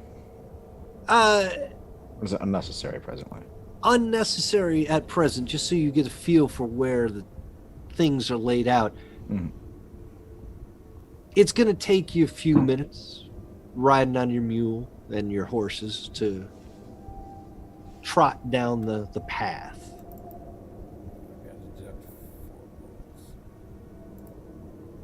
Yes, keep track of your bullets and expenditures and your reloadings.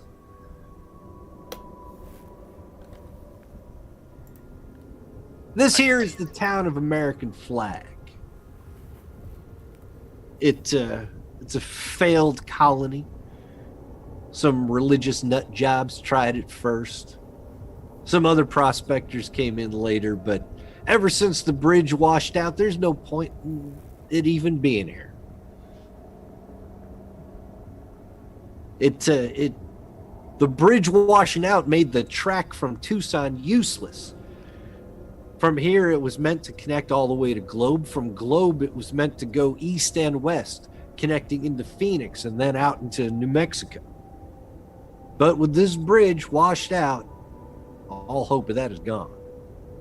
The town seems empty.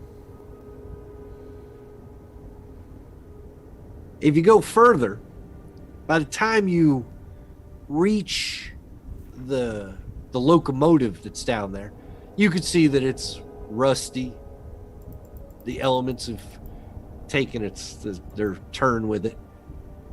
And there's a pile of bodies next to it. 5, maybe 4 or 5, just heaps of humans. Looks like they've been dead several weeks. Careful of that snake.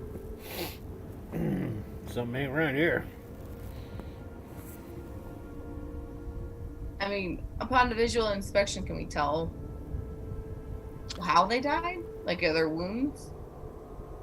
You could scrutinize that. No, I couldn't. Well, you can't hear anything, but you can still look at stuff. I mean,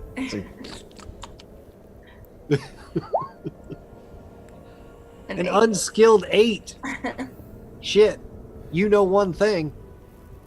Looks like these guys were done in with a knife. Each of them. A couple of them got their throats slit, but a couple of them just got stab wounds in the front and the back. Reverend's going to look at him to see if they were desperate men or just folk. Why don't you roll a scrutinize? You Well, might be- I will. Thank you very much.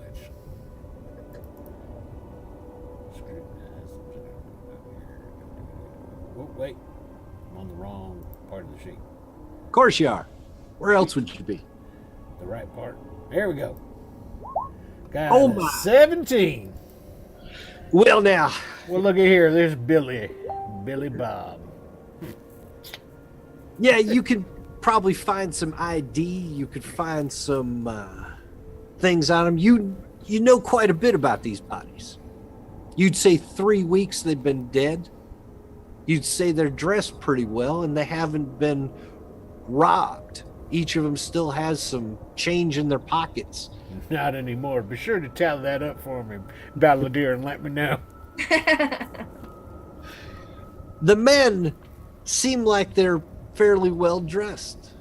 Seem like they knew what they were doing. Seem like they came up here on a purpose. One of them has a business card. Kind that it might be. Maybe just a flyer. It's from the livery guy in Tucson. Ah, okay. Hey, If- Irishman, you're a detective. And he'll hand him the flyer. You would surmise that these are probably the first posse that the livery owner sent after Waltz. Can I discern anything that anyone else might not have noticed from this? Is there anything that might jump out at me? Why don't you scrutinize?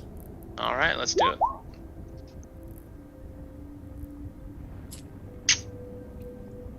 As you're looking at these bodies and you're thinking about, okay, how did they die? Knife wound, sure.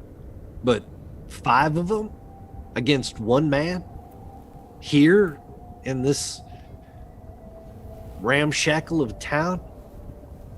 Well, what you notice isn't on the bodies at all. You smell some food cooking. Grumble, grumble, grumble. You smell that? If only we had her on the. Yeah, I smell it, son. Right. I didn't really eat anything because the widow didn't cook, so I'm hungry Yeah. as hell. You don't think it's strange? Food, cooking, here. No, not particularly. I mean, yeah. And as he's talking, I walk away from him in the direction that I smell the food coming from. Well, he is nothing if not a man of action. That he is. I guess we should follow. Now, where does this smell seem to be wafting from? I'll tell you what. Let's roll a tracking this time instead of scrutinize, because let's switch it up a little bit. Let's see if you can follow your nose. All right. Well, It always this is- knows. I finally have some tracking now that I spent that. Oh no, nothing, nothing doing. Son, You know what? it's this way. You know what? Can I spend? No, none of these can re-roll, can they? No, but again, you can add dice to it, so I will let you spend a white chip and just roll a Another. and see if you can do better than the 2. Is it the same die type I already have in that skill, or is it just another? Yeah, just the same die type you're already. Ah, okay. Oh, it's Beautiful. a D12. So roll yourself a D12 for a white. Wow. Yeah, I got a 2 rolling. Another 2. Where the fuck is that coming from? Right there, son. It's all around you. I don't know. The wind I must mean, be doing something these strange. bodies do have a powerful stench to them. That must be what be messing with your Oliphant. I mean, can I use my search at all to find You go ahead. Do it. I want somebody to find something. a 12? Look at you. It'd be helpful if you just pointed at what you're searching, because we would like to get there today. Some echolocation. Oh, The she's old lady- she's on her mule. We're good. Yeah, he just takes the mule and turns in a different direction. She'll find that one of these buildings that's more upright has a wafting scent of cooking coming out of it. It's in town. It's down right there and kind of in front of the train there. Let's say this building. Certainly ain't Cajun. No, more varmint smell, but Oh. whatever's local. Maybe some venison. I mean, I'll tell you what, I'm hungry enough right now. I'd eat Cajun food.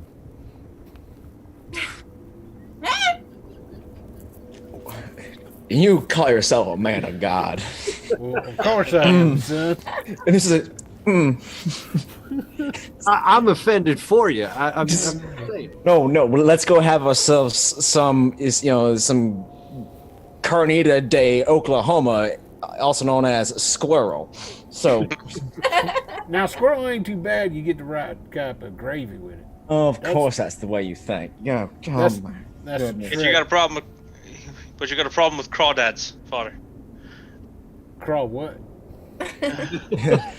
Dang old man, I tell you what, get on down by the mamas on the bayou, and I tell you, I just kind of start rambling. Oh, no. You don't understand the words that are coming out of his mouth, but there are people in the South who would. Yep, just hard, angry boom howling as I go towards the smell of soulless frontier cooking. I think I caught a few French words in there. Quick Hands is broke. Smack him on the head, you can just hear the needle skip. Where am I? You were waxing philosophical about cooking of the Gulf of Mexico or something. I didn't really follow. Who's gonna go investigate this? Are we? I'll follow the widow. So you're over there by the house. We're sending the heavy in first. Go get him, Witta.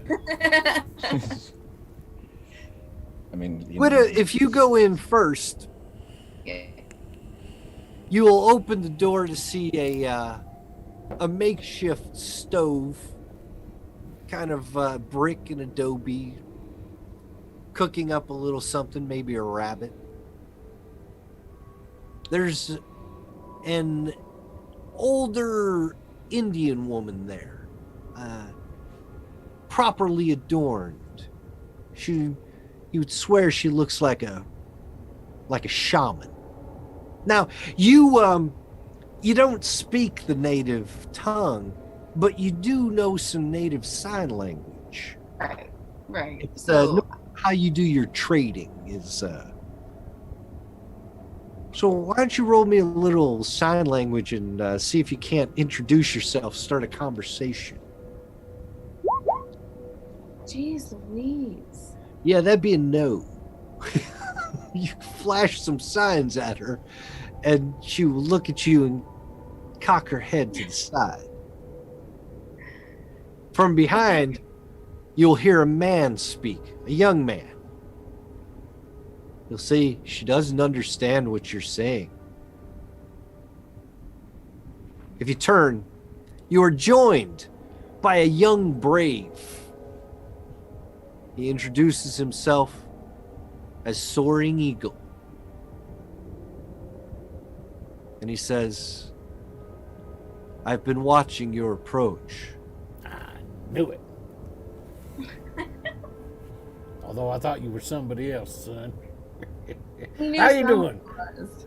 I'm Reverend Cleophas Brown. This here's the Irishman, Quick Hands, and the Widow. I am Soaring Eagle. My father is the chief of this village. Well, now. His name is Clouded Sky. Heard me, you say your father is the chief of this Well, place. he'll invite you in for food. Don't mind if I do. Thank you. When you're joined together, Clouded Sky will come. He will introduce you to the shaman who I did not name. But the woman, she's a cook. She's a medicine woman. She's dealing with some rabbit and serving it up to you, making sure that it's a good lunch. They're properly hospitable. Thank you. Thank you much. Soaring Eagle does most of the talking. He seems to know English. And he'll say that they are exiled Apache. This is the only place they could go. They're a small tribe now, just family-sized. But they hide here.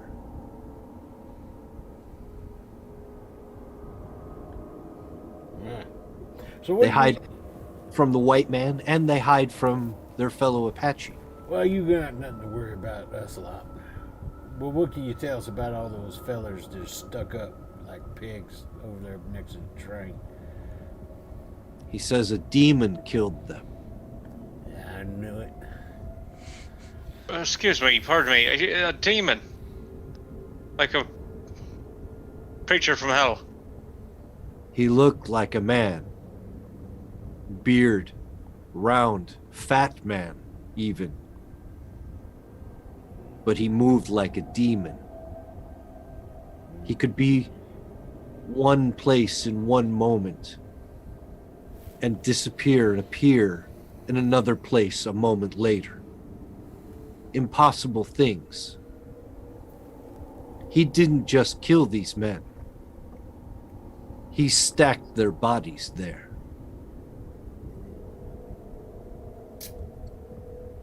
Now, does this bearded fat man, does that fit the description of a Jacob Waltz? Oh, very much so. I don't think I've ever shown you a picture of Jacob Waltz, have I? No, you have not. Let's see. Can you see that? I just hit show to play. Yep. Yeah. Yeah. He looks like he's the widow's husband. I certainly hope not. I'm sorry, Reverend. You do not know what my husband looked like. He don't look nothing like that unless he looks flat on the end of a mine shaft. Well, see, her husband is considerably skinnier. He is now after down that mine shaft, yes. Yeah, yeah. That's Jacob Waltz, all right. Mm. Yeah. He did that, huh? When? Not that long ago. Looked at maybe a week or so. More than that, but not a moon. Right. Did he do much in town? He just kind of leave? He's not still here, is he? No. He left. Did you talk He to killed these people unprovoked. him? Well, he was provoked, all right, son.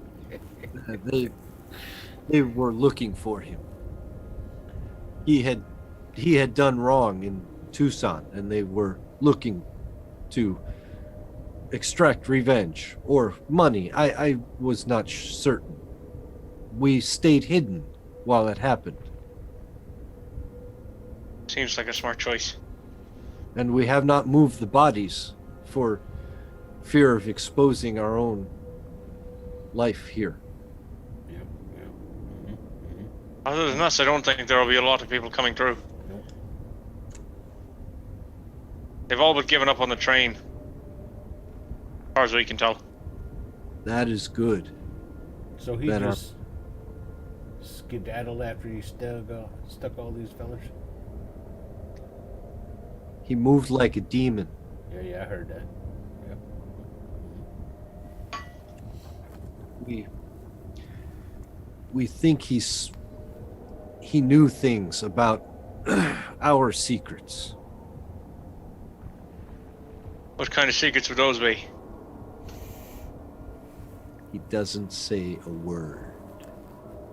That's why they're called their secrets. That's alright. You don't have to tell us that. Now, if anyone has the gift of gab, a little persuasion on their side, maybe something to sway this young man, perhaps Yeah. he'll tell you more. But you are strangers here, and he is obviously afraid of both the white man and his fellow natives. The Reverend will step up, walk to him. Kind of slow, not too slow. Smile wide. He's going to use that all power he's got. I'm going to spin one of them white chips so I can get an extra die. Right? As he walks up to him, he's going, "You got nothing to worry about me, son. I'm here for Waltz. If there's Give me anything great you can balls. help me do to find that son of a bitch, I'd much appreciate it." Oh, roll your. Let me roll. Watch, I'm gonna totally fuck up the die now. All right. So let me add the extra die. He will contest this with his own spirit roll. Got a 13. That's very good. Let's see if he can what he can do. 8. 1, a 5, and a 2. Not very good on his part. So desperate and in need of help, he will share his secret.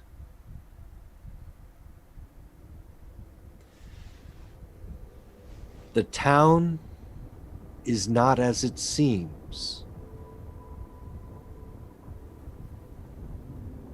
We have crafted an illusion.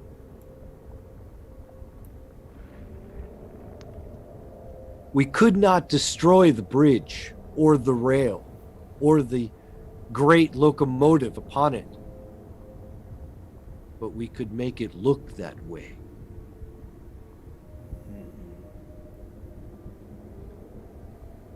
The bearded fat man killed the men like a demon and then left across the bridge.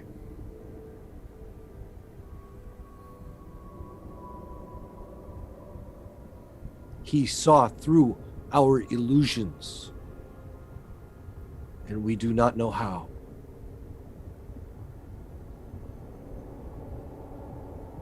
He's talking about this like broken bridge, right? Yeah. For a moment, the woman stirring at the pot, who had been doing the cooking most of the evening, she looks to you, and a glow happens.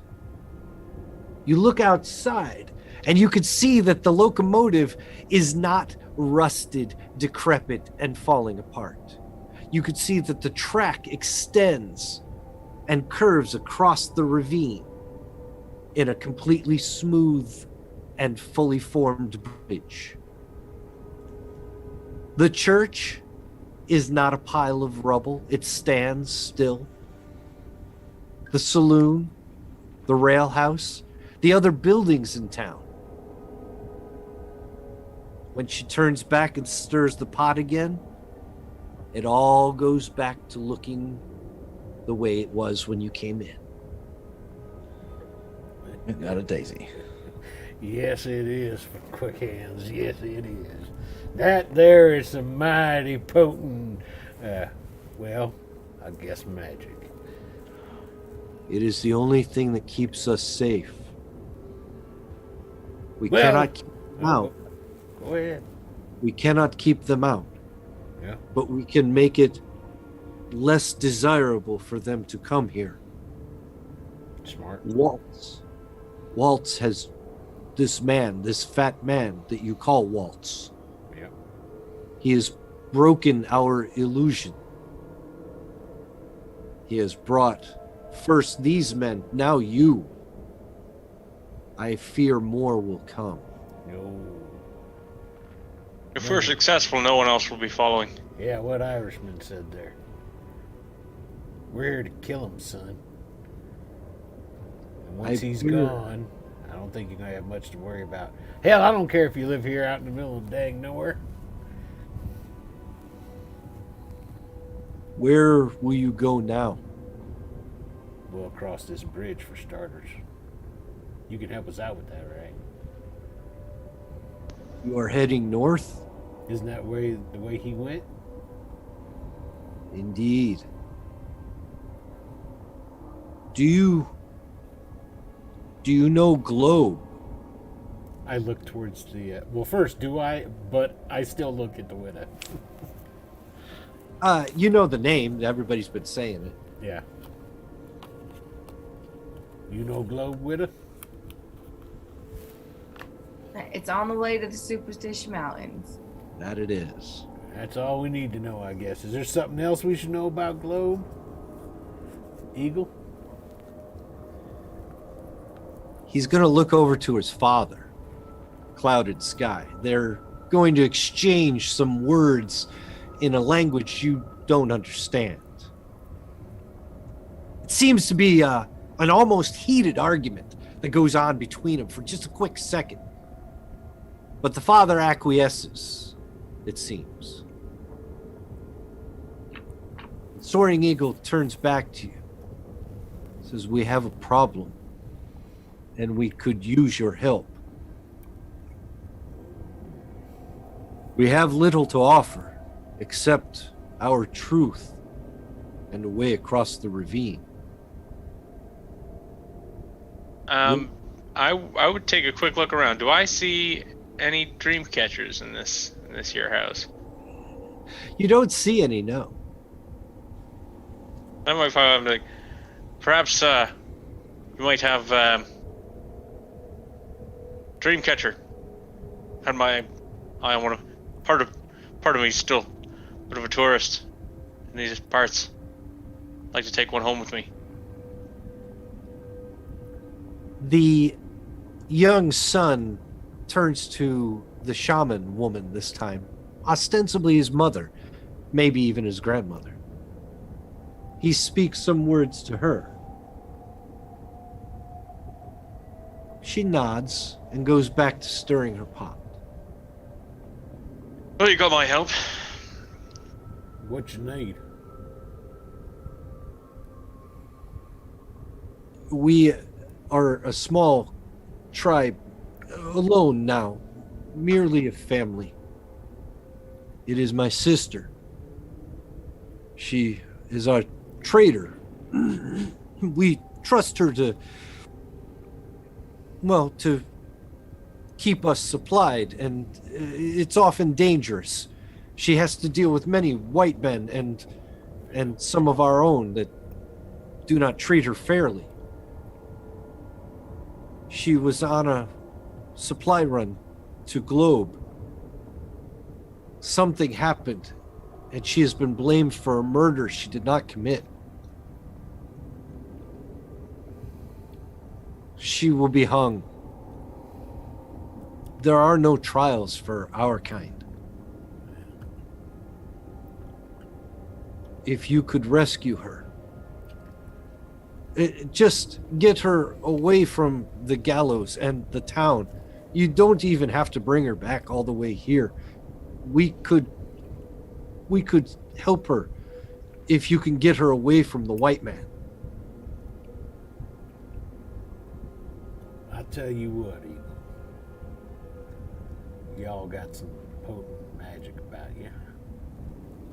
You know what I'm going to do. You know how hard that's going to be. Now, this Irishman over here, he might want himself one of them dream catcher things. But we got something a little bit heftier down the line we're going to have to accomplish. Mainly killing a demon. What you got in your bag of tricks to help out with that? You give us something like that, I'll go break the law for you. I'll go break her out of jail. I'll bring her right back to you, too. Isn't that right, Irishman? Bigger fish to fry and all.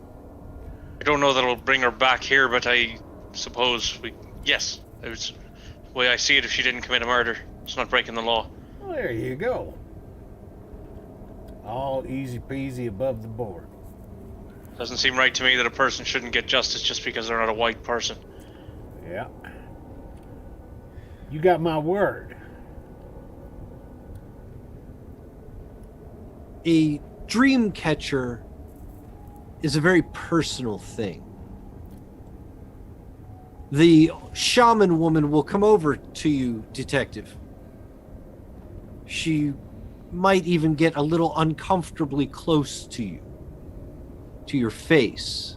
She tries to feel your aura. And then, quickly, she's just going to snag a hair. Oh, Jesus. Hurts, doesn't it? The sun will tell you that a dream catcher can be made. It will take some time, but if you will do this task, we can give you one. And maybe something to help with the demon. Will you meet us outside of the town then, or do we need to come back here? We will send riders to the outside of the town and wait for you there. They dare not go in. My sister was the only one brave enough. Oddly. Widow, Harrow, what do you think? I mean, we're on our way there. Oh, and far be it from me to say no to a damsel in distress. However, as I'm sure you lot can understand, you seem more than willing for the way of barter. I'm a man of secrets. The Reverend's going to look right at the Irishman when he says that. And I'm looking right at Anson. Some of the things you've shown me are mighty intriguing.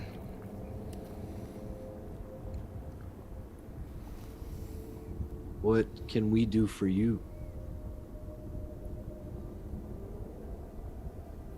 I love illusions.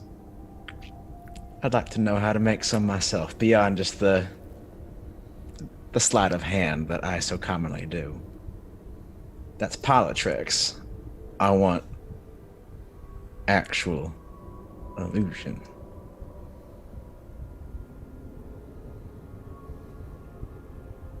Shaman work through rituals, and they work through favors with Manitou in the hunting grounds. It is more of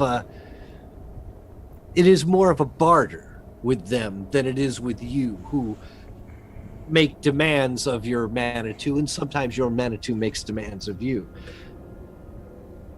What would you learn? You say an illusion? Yeah, if there's something in the among what something that hucksters can do that can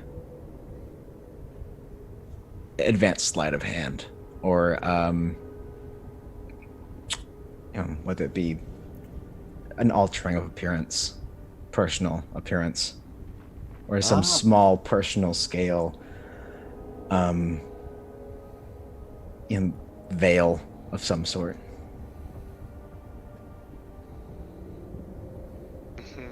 The shaman woman will come over to you now, huckster.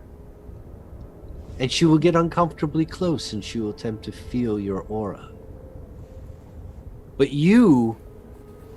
she grabs your face and says, "Would you change your face?" Oh, is it like changing clothes? Because I'm quite fond of it, as are a few others.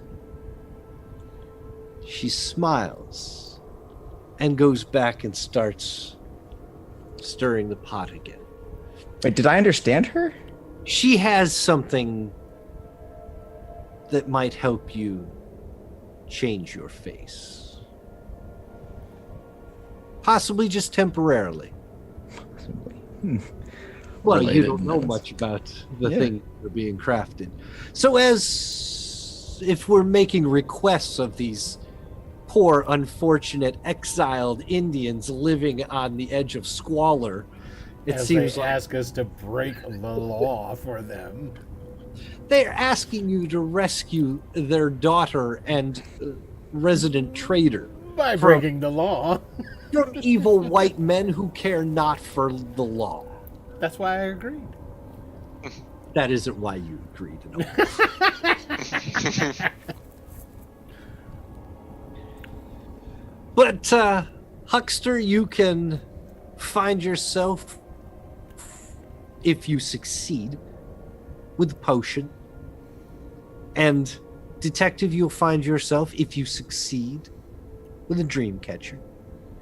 And, Reverend, if you succeed, you'll find yourself with a trick up your sleeve. It's another Derringer. But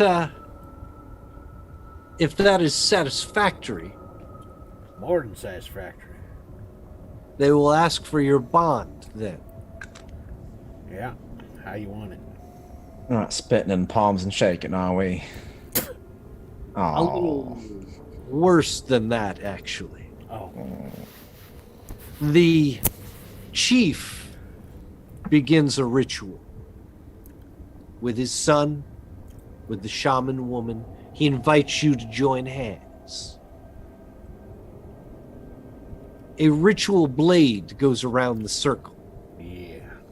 Each of you cut the palms on both sides of your hands and extend to the other.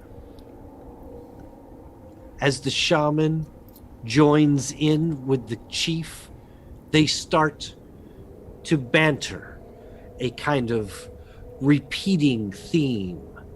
It goes back and forth. It starts to move amongst the group. You feel the energy in the circle. When it is over, you are bonded to this task. You feel compelled to seek the girl. The girl whose name is Morning Dove. They're going to hang her sometime in the next 2 days in Globe. Your bond is sealed. You are committed to the task, and you will receive your rewards if you succeed.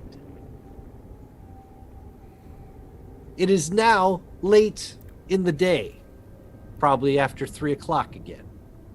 There's been a great deal of talking, great deal of eating, great deal of spiritual combining.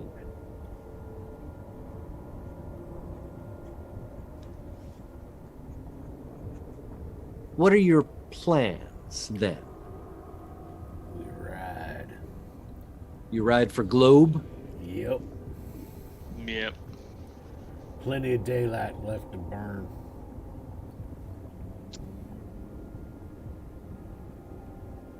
It is another 70 miles to cover. The first 30 that got you here took you 6 hours yesterday and another 6 today.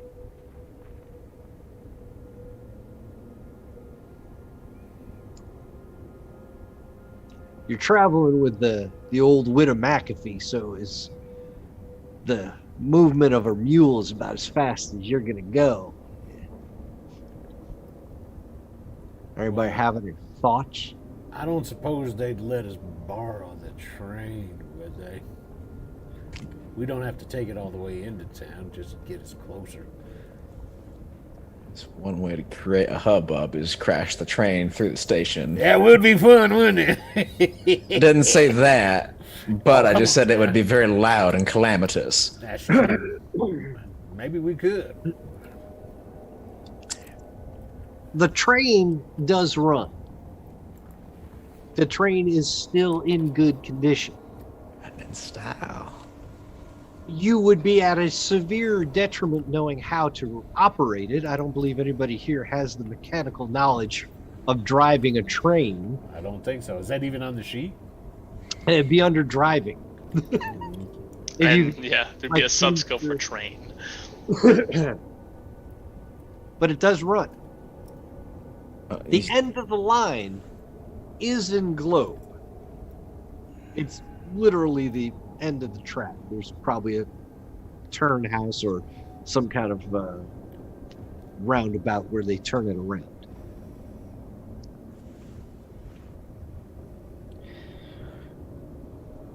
Well, I mean, surely you put the coal in the oven, you light it, and something makes it go anyway.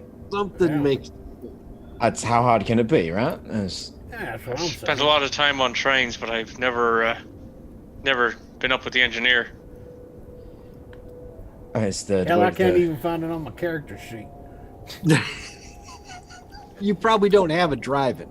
Yeah, I mean, I've got a drive-in, but I'm unskilled in it. That's I've all got I've unskilled driving too. That's all we need. Hey, between you, Irishman, and the widow here, not a problem. Hell, I'll even shovel some coal for you. How about that? Put the horses up in one of these here box cars, tie them down or whatever the hell you do with a horse. It's called hitching. There you go. Drive on them down there. And Whatever you do to a horse. What if he's, just turn it into glue and you eat what's left. Jesus. Out of curiosity, what pool would be used for totally not crashing a train? Boy, that's a good question. I would say we're going to make it. It would be a series of 3 rolls. Okay. First to start it, next to operate it in order to get it moving, and the third to keep it from either exploding or crashing. sounds easy. Well, we either get there really fast, or we all roll new characters in Globe. So, Right? all right. So if we're gonna do it that way, let me. We gotta try. I mean, it's sitting here begging us to ride it into town. I'm going to go and look for some paint. Paint. Yeah, just a little bit of paint. Doesn't have to be a whole bunch. I'm not going to paint like a building. Just going to write something. You, yeah, I mean, if you go searching through this town, you'll find a bucket of whitewash, but That's all I need. what do I even want to know what you're writing? Probably not. Probably Well, offensive. once the illusions drop down this here train before we take off, I'm going to write on the side of the engine, Reverend Express, No. as I twirl my parasol. Well, so the more serious-minded of you can try to figure out how to operate the train. The Reverend's going to paint his name on it. Is it currently stashed with coal, or do we need to grab some coal first? Everything you need is there, but the train itself would have to be loaded with not only coal for the burner, but coal for a supply, and then also water for the boiler. Well, Now, the train hasn't moved in a couple of years. The water is probably mostly evaporated. The furnace is cold. Wow. Go ahead. I mean, there's a river right there. I'll start hauling water up to the train. And can I make a scrounging roll to see if I can scrounge up some... Scrounging. I forgot all about scrounging. Roll me a scrounge. Let's see what you find. You're gonna find a book on how to operate a train. No doubt. I go and I pull down the visor and see if they've got the glove box. I go in the glove box, see if they got a manual in there. Yeah, no. Did you find the ownership though? What were you scrounging for? See if I can find any I don't know, things that might help me make this thing run. Coal, I guess, extra coal, and there's a coal house that's still got enough at least to stock the engine. You can firing it up is going to be the hard part. Yeah. But once you get it burning, it's just a matter of keeping the water boiling. All right. Well, I'll gather the coal and start hauling it back over to the train. All right, I'm going to do it this way. Whoever, find some good dice to roll. Either your knowledge, your driving, some kind of something that would allow you to do some engineering, whatever, or at least understanding, some comprehension of gauges and switches and knobs and things. I have a very unlikely success in mad science that I'm unskilled in mad science, so I might roll that. That sounds like a Hail Mary. Yeah. Spend some tokens. The first attempt is to get the damn thing started. We're gonna We're basically starting a fire, right? You're trying to start a fire in a boiler with coal for the purpose of starting a train. Only someone bought some matches in town. Oh wait. The negative on this one is going to be quite large. The only thing I can think of is my survival for mountain to start a fire. That's the only thing I can think of. Mountain survival to start a fire. That sounds like a good plan. I have matches. I'll take a match from the huckster over here. Do you have anything larger than matches, like a flamethrower? And I've got if we probably would need some kindling first. I mean, so would be some lint, peat, how some dried horse shit would probably work. You're gonna have to build up the fire. So yes, you start at the smallest ember and you keep going and going and going until it's hot enough to burn a rock of coal. Yeah, there's enough burnable detritus. Gather up bushels of that.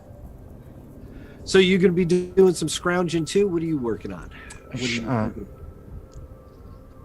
I'll do some scrounging first to get it'll take a while to get the fire heated, so that is under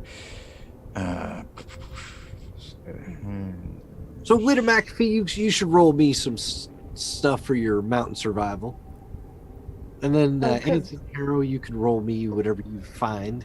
Where they're scrounging. Oh, there you go. Yoy. You're having trouble finding stuff, but the only there was some dry wood around here. The widow seems to know what she's doing, at least for starting the basic fire. Yeah. Who else we got?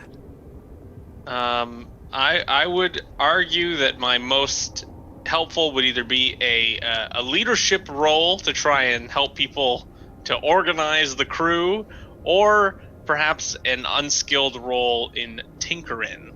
A tinkering role. I like it. Try some. And I'm gonna throw. Can I throw 2 white chips at it to add dice? Is that a thing I can do? Yes, you can add 2 dice with that, and yeah, it's still unskilled, so I'm still only gonna get half, but might as well It still explodes. They still roll up there. You could end up with a big number.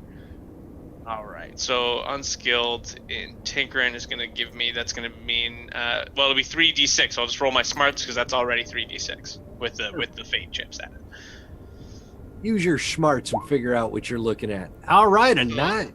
So does it round down or up in this game? Everything rounds down in this game. Okay, so it's a 4. But you got Old Way McPhee 7. You got the Scroungers 3. And you got your 4 figuring out how you're doing some tinkering. Reverend, you got anything to offer other than thoughts and prayers? Well, it's funny you should say that. I got lots of prayers, not just thoughts and prayers. And a strong back, I'll shovel something or carry something. This is not my field of expertise. How about you just give me a strength roll then, and we'll see. All right. We'll have you push the train. Pull it with your teeth like that guy used to be able to. I mean, I'll help him push the train if that's something that we're gonna do. It's heavy. An 8. Look at you with the old lady stronger than you are, Reverend. Yeah, she puts more effort into it, that's for sure. She sure as hell does. With those combined dice, I will say you've got at least the train. You got the boiler going. You got the fire started and the boiler's starting to go. You can feel the water inside getting hot, starting to bubble, when the steam builds up. My mule made it with the horses, right? My mule didn't get left behind. No, you can put the mule and the horses, and we'll put them on the train. But for right now, the fire's got to go for a while to keep the boiler going. When the boiler builds up enough steam, then the train's going to be able to move forward. It's going to take at least a couple of hours. But when the train moves, it becomes a question of how do you stop? Ain't there a lever? Duck and roll. What's the looking at the various controls and apparatuses, I try and everything moves. So I'm trying to see all right, pull this lever. What does that do? Yeah, everything moves, everything turns, and everything's got a gauge. Yeah, so it's all just pressures and knobs. Smarts or knowledges for scientific method? I think maybe smarts. All right, just raw smarts or raw smarts. All right, raw smarts. Roll something. You know, I'm gonna spin me. And we could collaboratively try to figure out how to run this train here. Yeah. All right. So then that's. So I'm rolling 5d12. 5d12. So I'm spending 2 of the dice two of the white chips to bump it from 3 to 5. Bend away. Oh, look at that. That's a good roll right there. You got a big 11. You understand the pressure system. So it's a matter of directing the pressure out of the main tank and into the driving pistons. So it's this, and then it's this, and then it's this, then it's this, then it's this. You get the hang of it. And by the time the train is ready to roll, you've got a pretty good idea on how to get it going forward. Now, there is a brake, and the brake you have to unhook so that the train will move. But if you just engage the brake while the steam is still pumping the pistons, it's very hard to stop the train. So it's a combination of shutting the boiler down until it's not producing any more forward momentum, and then slowing the train down. Because otherwise the brakes just don't stop it. And, shit, who knows when to put on the brakes? Because you don't know how long it takes to stop a train. As early as possible. You may not make it far if that's the case.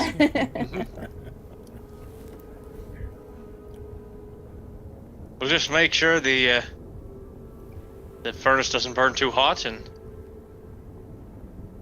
well, to be honest with you, I don't know what the fuck we're doing. So Yeah, that makes two of us.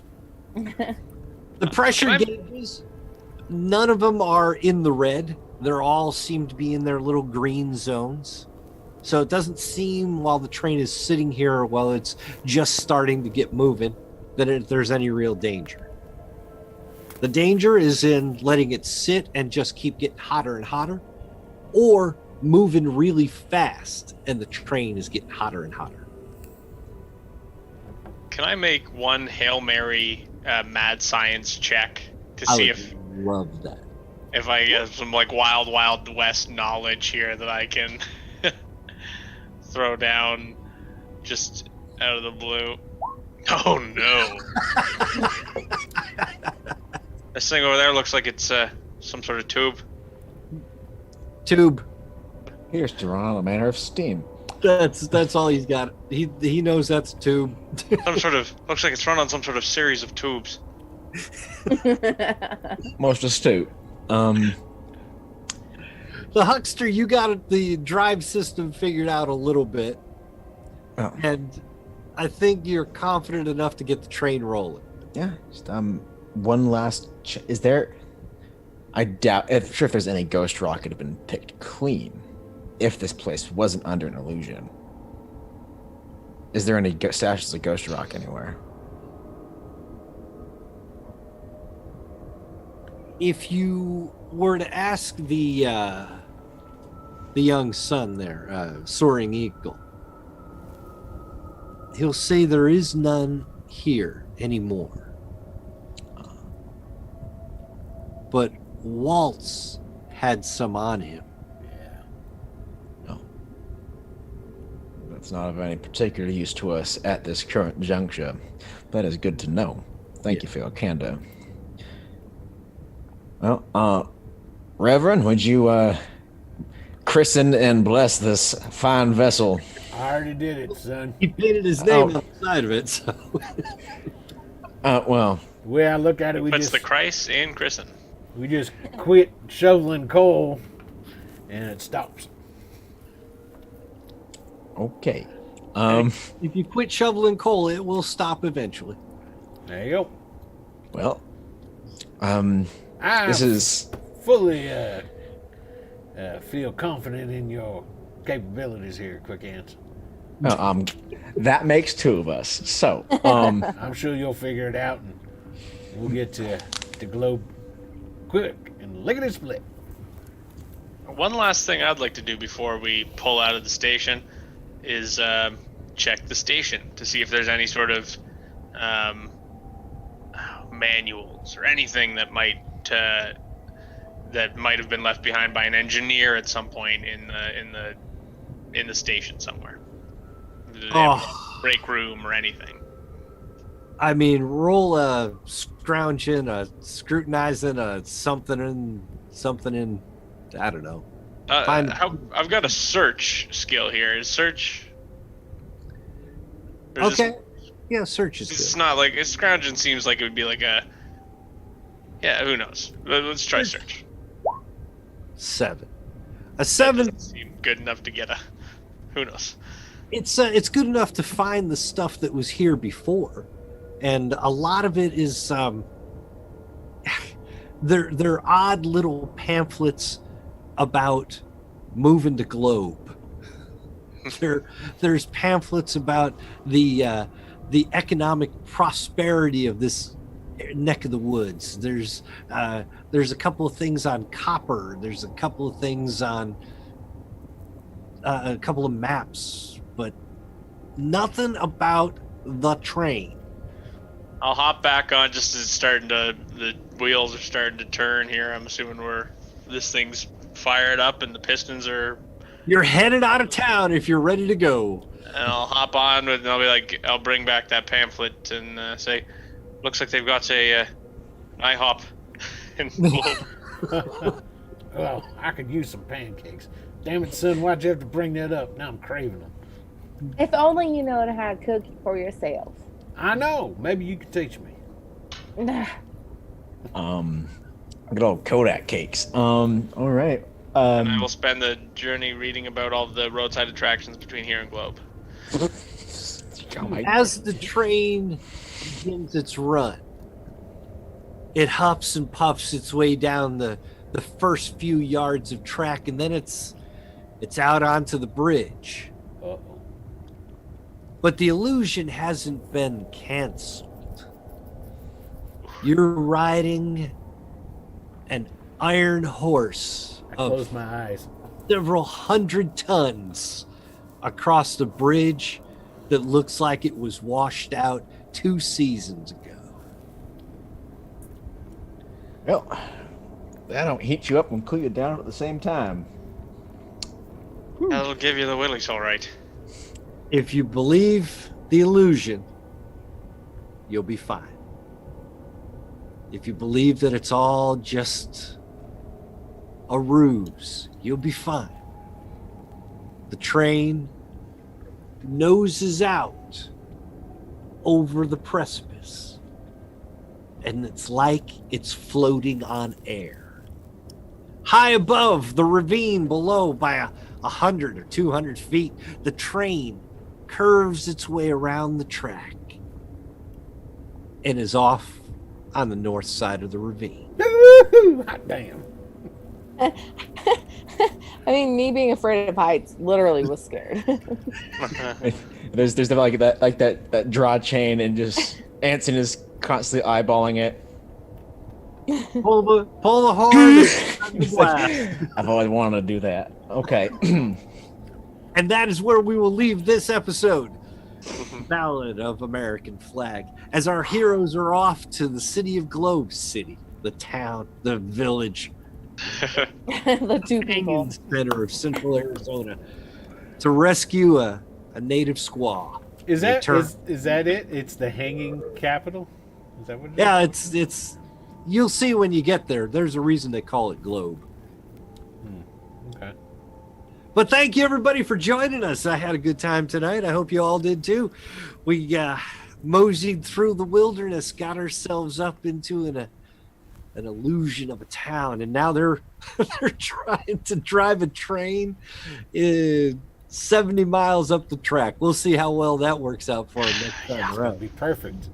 God's sake.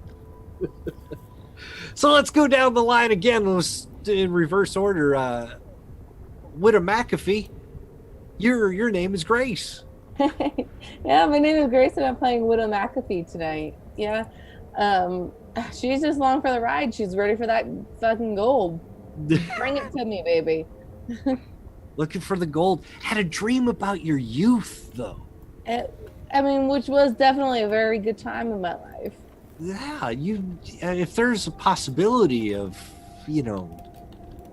getting some of those years back, you might want to look into it. Just a little bit. We'll see what happens, though, up in Globe. Anson Harrow, you huckster, you soul blast shooting son of a bitch. I can't shoot guns, so I'm just making with my fingers. Yeah, I'm Alex Maxwell, bringing to you Anson Harrow. Whatever the hell kind of Cajun thing he's got going on, but it is a highlight of my week now is putting on this suit and hat. Do you have to explain it to anybody? No. Okay, because I'd go out looking like that. I'd make a whole night of it. If we could go outside, I would definitely also go outside like this. Just need to get like I need to get the Wicked Studio masks. I'm just like, it's all related. You can find them on TeePublic, just so you know. And Dylan Trahan, our detective here, with your wonderful Irish accent. Thank you. Oh, thank you. I am evolving the character as we go. Costume-wise, he's wearing his suspenders from his Sunday best with his new work shirt and but before long he'll be wearing the cowboy hat and everything. Look at you. You're on a train. You look perfectly for being an engineer on a train, shoveling. I know exactly. He prepared for this last week, and he manifested it. And you know what? He's comfortable on a train. He's just not. He's got his train legs. I don't know. I'm actually, you know what? I met a lady on an Amtrak years ago who was working on the Amtrak, and she said, I asked her, like, how do you stay on your feet all day? Like, she looked like a seasoned pro, and she said, well, for one, she told me she had terrible back problems, all this stuff, but she said the whole trick is just you get your feet wide apart. And you walk down, like, and I looked at her because I didn't notice till then, but she literally had her feet out, like, past her shoulders, walking, like, hobbling down the thing, and she looked steady as can be. But that's the trick. If you want to know how to walk on a train without falling on your ass, that's the trick. Is a nice wide stance. Anyways, he's adopting his wide stance in the engine of the train. Excellent. Well, Will.Playa. Good for you to be playing in this game, not DMing. That's so much work. It is. and you don't need that headache. I don't need that headache in my life. You're right. I'll hand it over to you for a little while. Oh, something that I should throw in here is as the train is taking off and you guys are all sort of in a confined space together. Reverend, that it wasn't your horse that smelled like that. It turns out maybe you might need a bath. Yeah. You got a little ripeness coming off you. A little bit. I'm sorry. And when you're riding with the horse and the mules and you're camping out, nobody really notices. But now that you're inside, even you can smell it. Well, just thought I'd throw that out there for you. I'll scrub it up sooner or later. It's tough living out on the range, man. It is. That's why I got to get this here parasol. Otherwise, I'd be even riper than I am right now. I want to say thank you to everybody for watching. We appreciate it. As always, we'll be back next Wednesday, 9 p.m. Eastern Time. And don't forget this upcoming Friday, we've got Dragonlance Adventures at 9 p.m. Eastern Time on Friday. Hey, did you just end the other show, the Tuesday Last episode of Greyhawk Adventures was yesterday. Wow. Yep. So over 2.5 years. I was gonna say, how many shows? How many shows did you do? I'd have to calculate it. It's well over 100. Well, I would hope after 2.5 years it is. You only get together once a week. Yeah. But it has gone on long-term hiatus. So hey man, that's a hell of a run though, man. You get open-ended. You get 100 episodes of anything under your belt. That's a hell of a run. Yeah. Well, so congratulations on that. Yeah. Yeah, it was a lot of fun, but situations change, availabilities change. So, but hey, we're going to have some Greyhawk here on Wednesday nights eventually too. After we're done with the Cowboys, we're going to play some Greyhawk for a little while. So it's not leaving the channel. Great, yeah. No, I didn't expect Greyhawk to be going anywhere. And also, I think Dylan's got a game going to be coming up soon that he wanted to play. I'm working on it. I've started planning the sessions, and then I'll start. We'll talk about what might be coming, but I'm very excited about it. So we've got a lot of unique things happening here. We do long-term shows like you do, and we do these short-term little, let's play around in another system. Every now and something up. I was thinking, it's like, so are we going to have a watch party? A watch party? Next Wednesday, we're going to watch something before we play? Oh, it yeah. Would. I actually have it on my system now, even though I've already paid for it. I had to re-download it so that I can get... iTunes hasn't caught on to the fact that we're in the middle of a pandemic, and to watch things together, we have to do it over the internet. So I can't watch our iTunes library, but I do have it now, and we can watch it next week. So if you're in the Discord, if you're not, go join it. But if you're in the Discord, we'll get it going about an hour before the show. We probably won't make it through the first episode, but if everyone's enjoying it and you want to do it again, we'll continue watching in following weeks as we carry on. Gonna do a little Deadwood. Deadwood, yes, I guess I should have said Deadwood is what we're watching. So if it doesn't work again next week, then we'll go back to watching Bruce Campbell play a cowboy in Briscoe County Jr. You know, I was so upset that I wasn't hearing the audio. But here's what's crazy. I know Briscoe County so well, especially that first episode, that I was doing some of the lines in my head, like when he's painting the rock and he's. And the guy's being critical of his painting skills. I'm like, I remember that scene. Yeah. You mean my mind like the pages of a book? I mean, I was doing the lines in my fucking head. So if you want to join in that and you haven't already, you can go down below in the Discord and join the Greyhawk. Listen to me, Greyhawk. Join the Wicked Studios. If you're watching us on Twitch, down below in the doobly-doo, there's a link to the Wicked Studios Discord, and that's all you need to do. You go in there. We'll be on an hour before, and then we'll go ahead and be watching the show.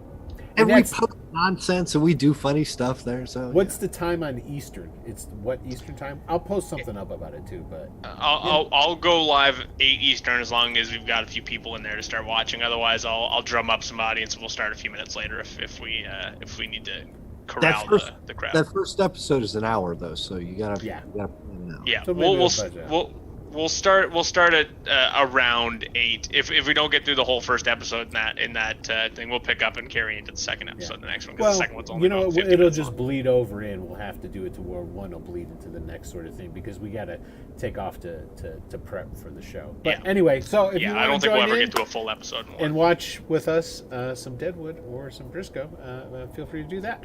Aside from that, I want to say thank you as always to everyone. Be safe, and I guess we'll see you all next Wednesday. Howdy, partners. Adios. Take care.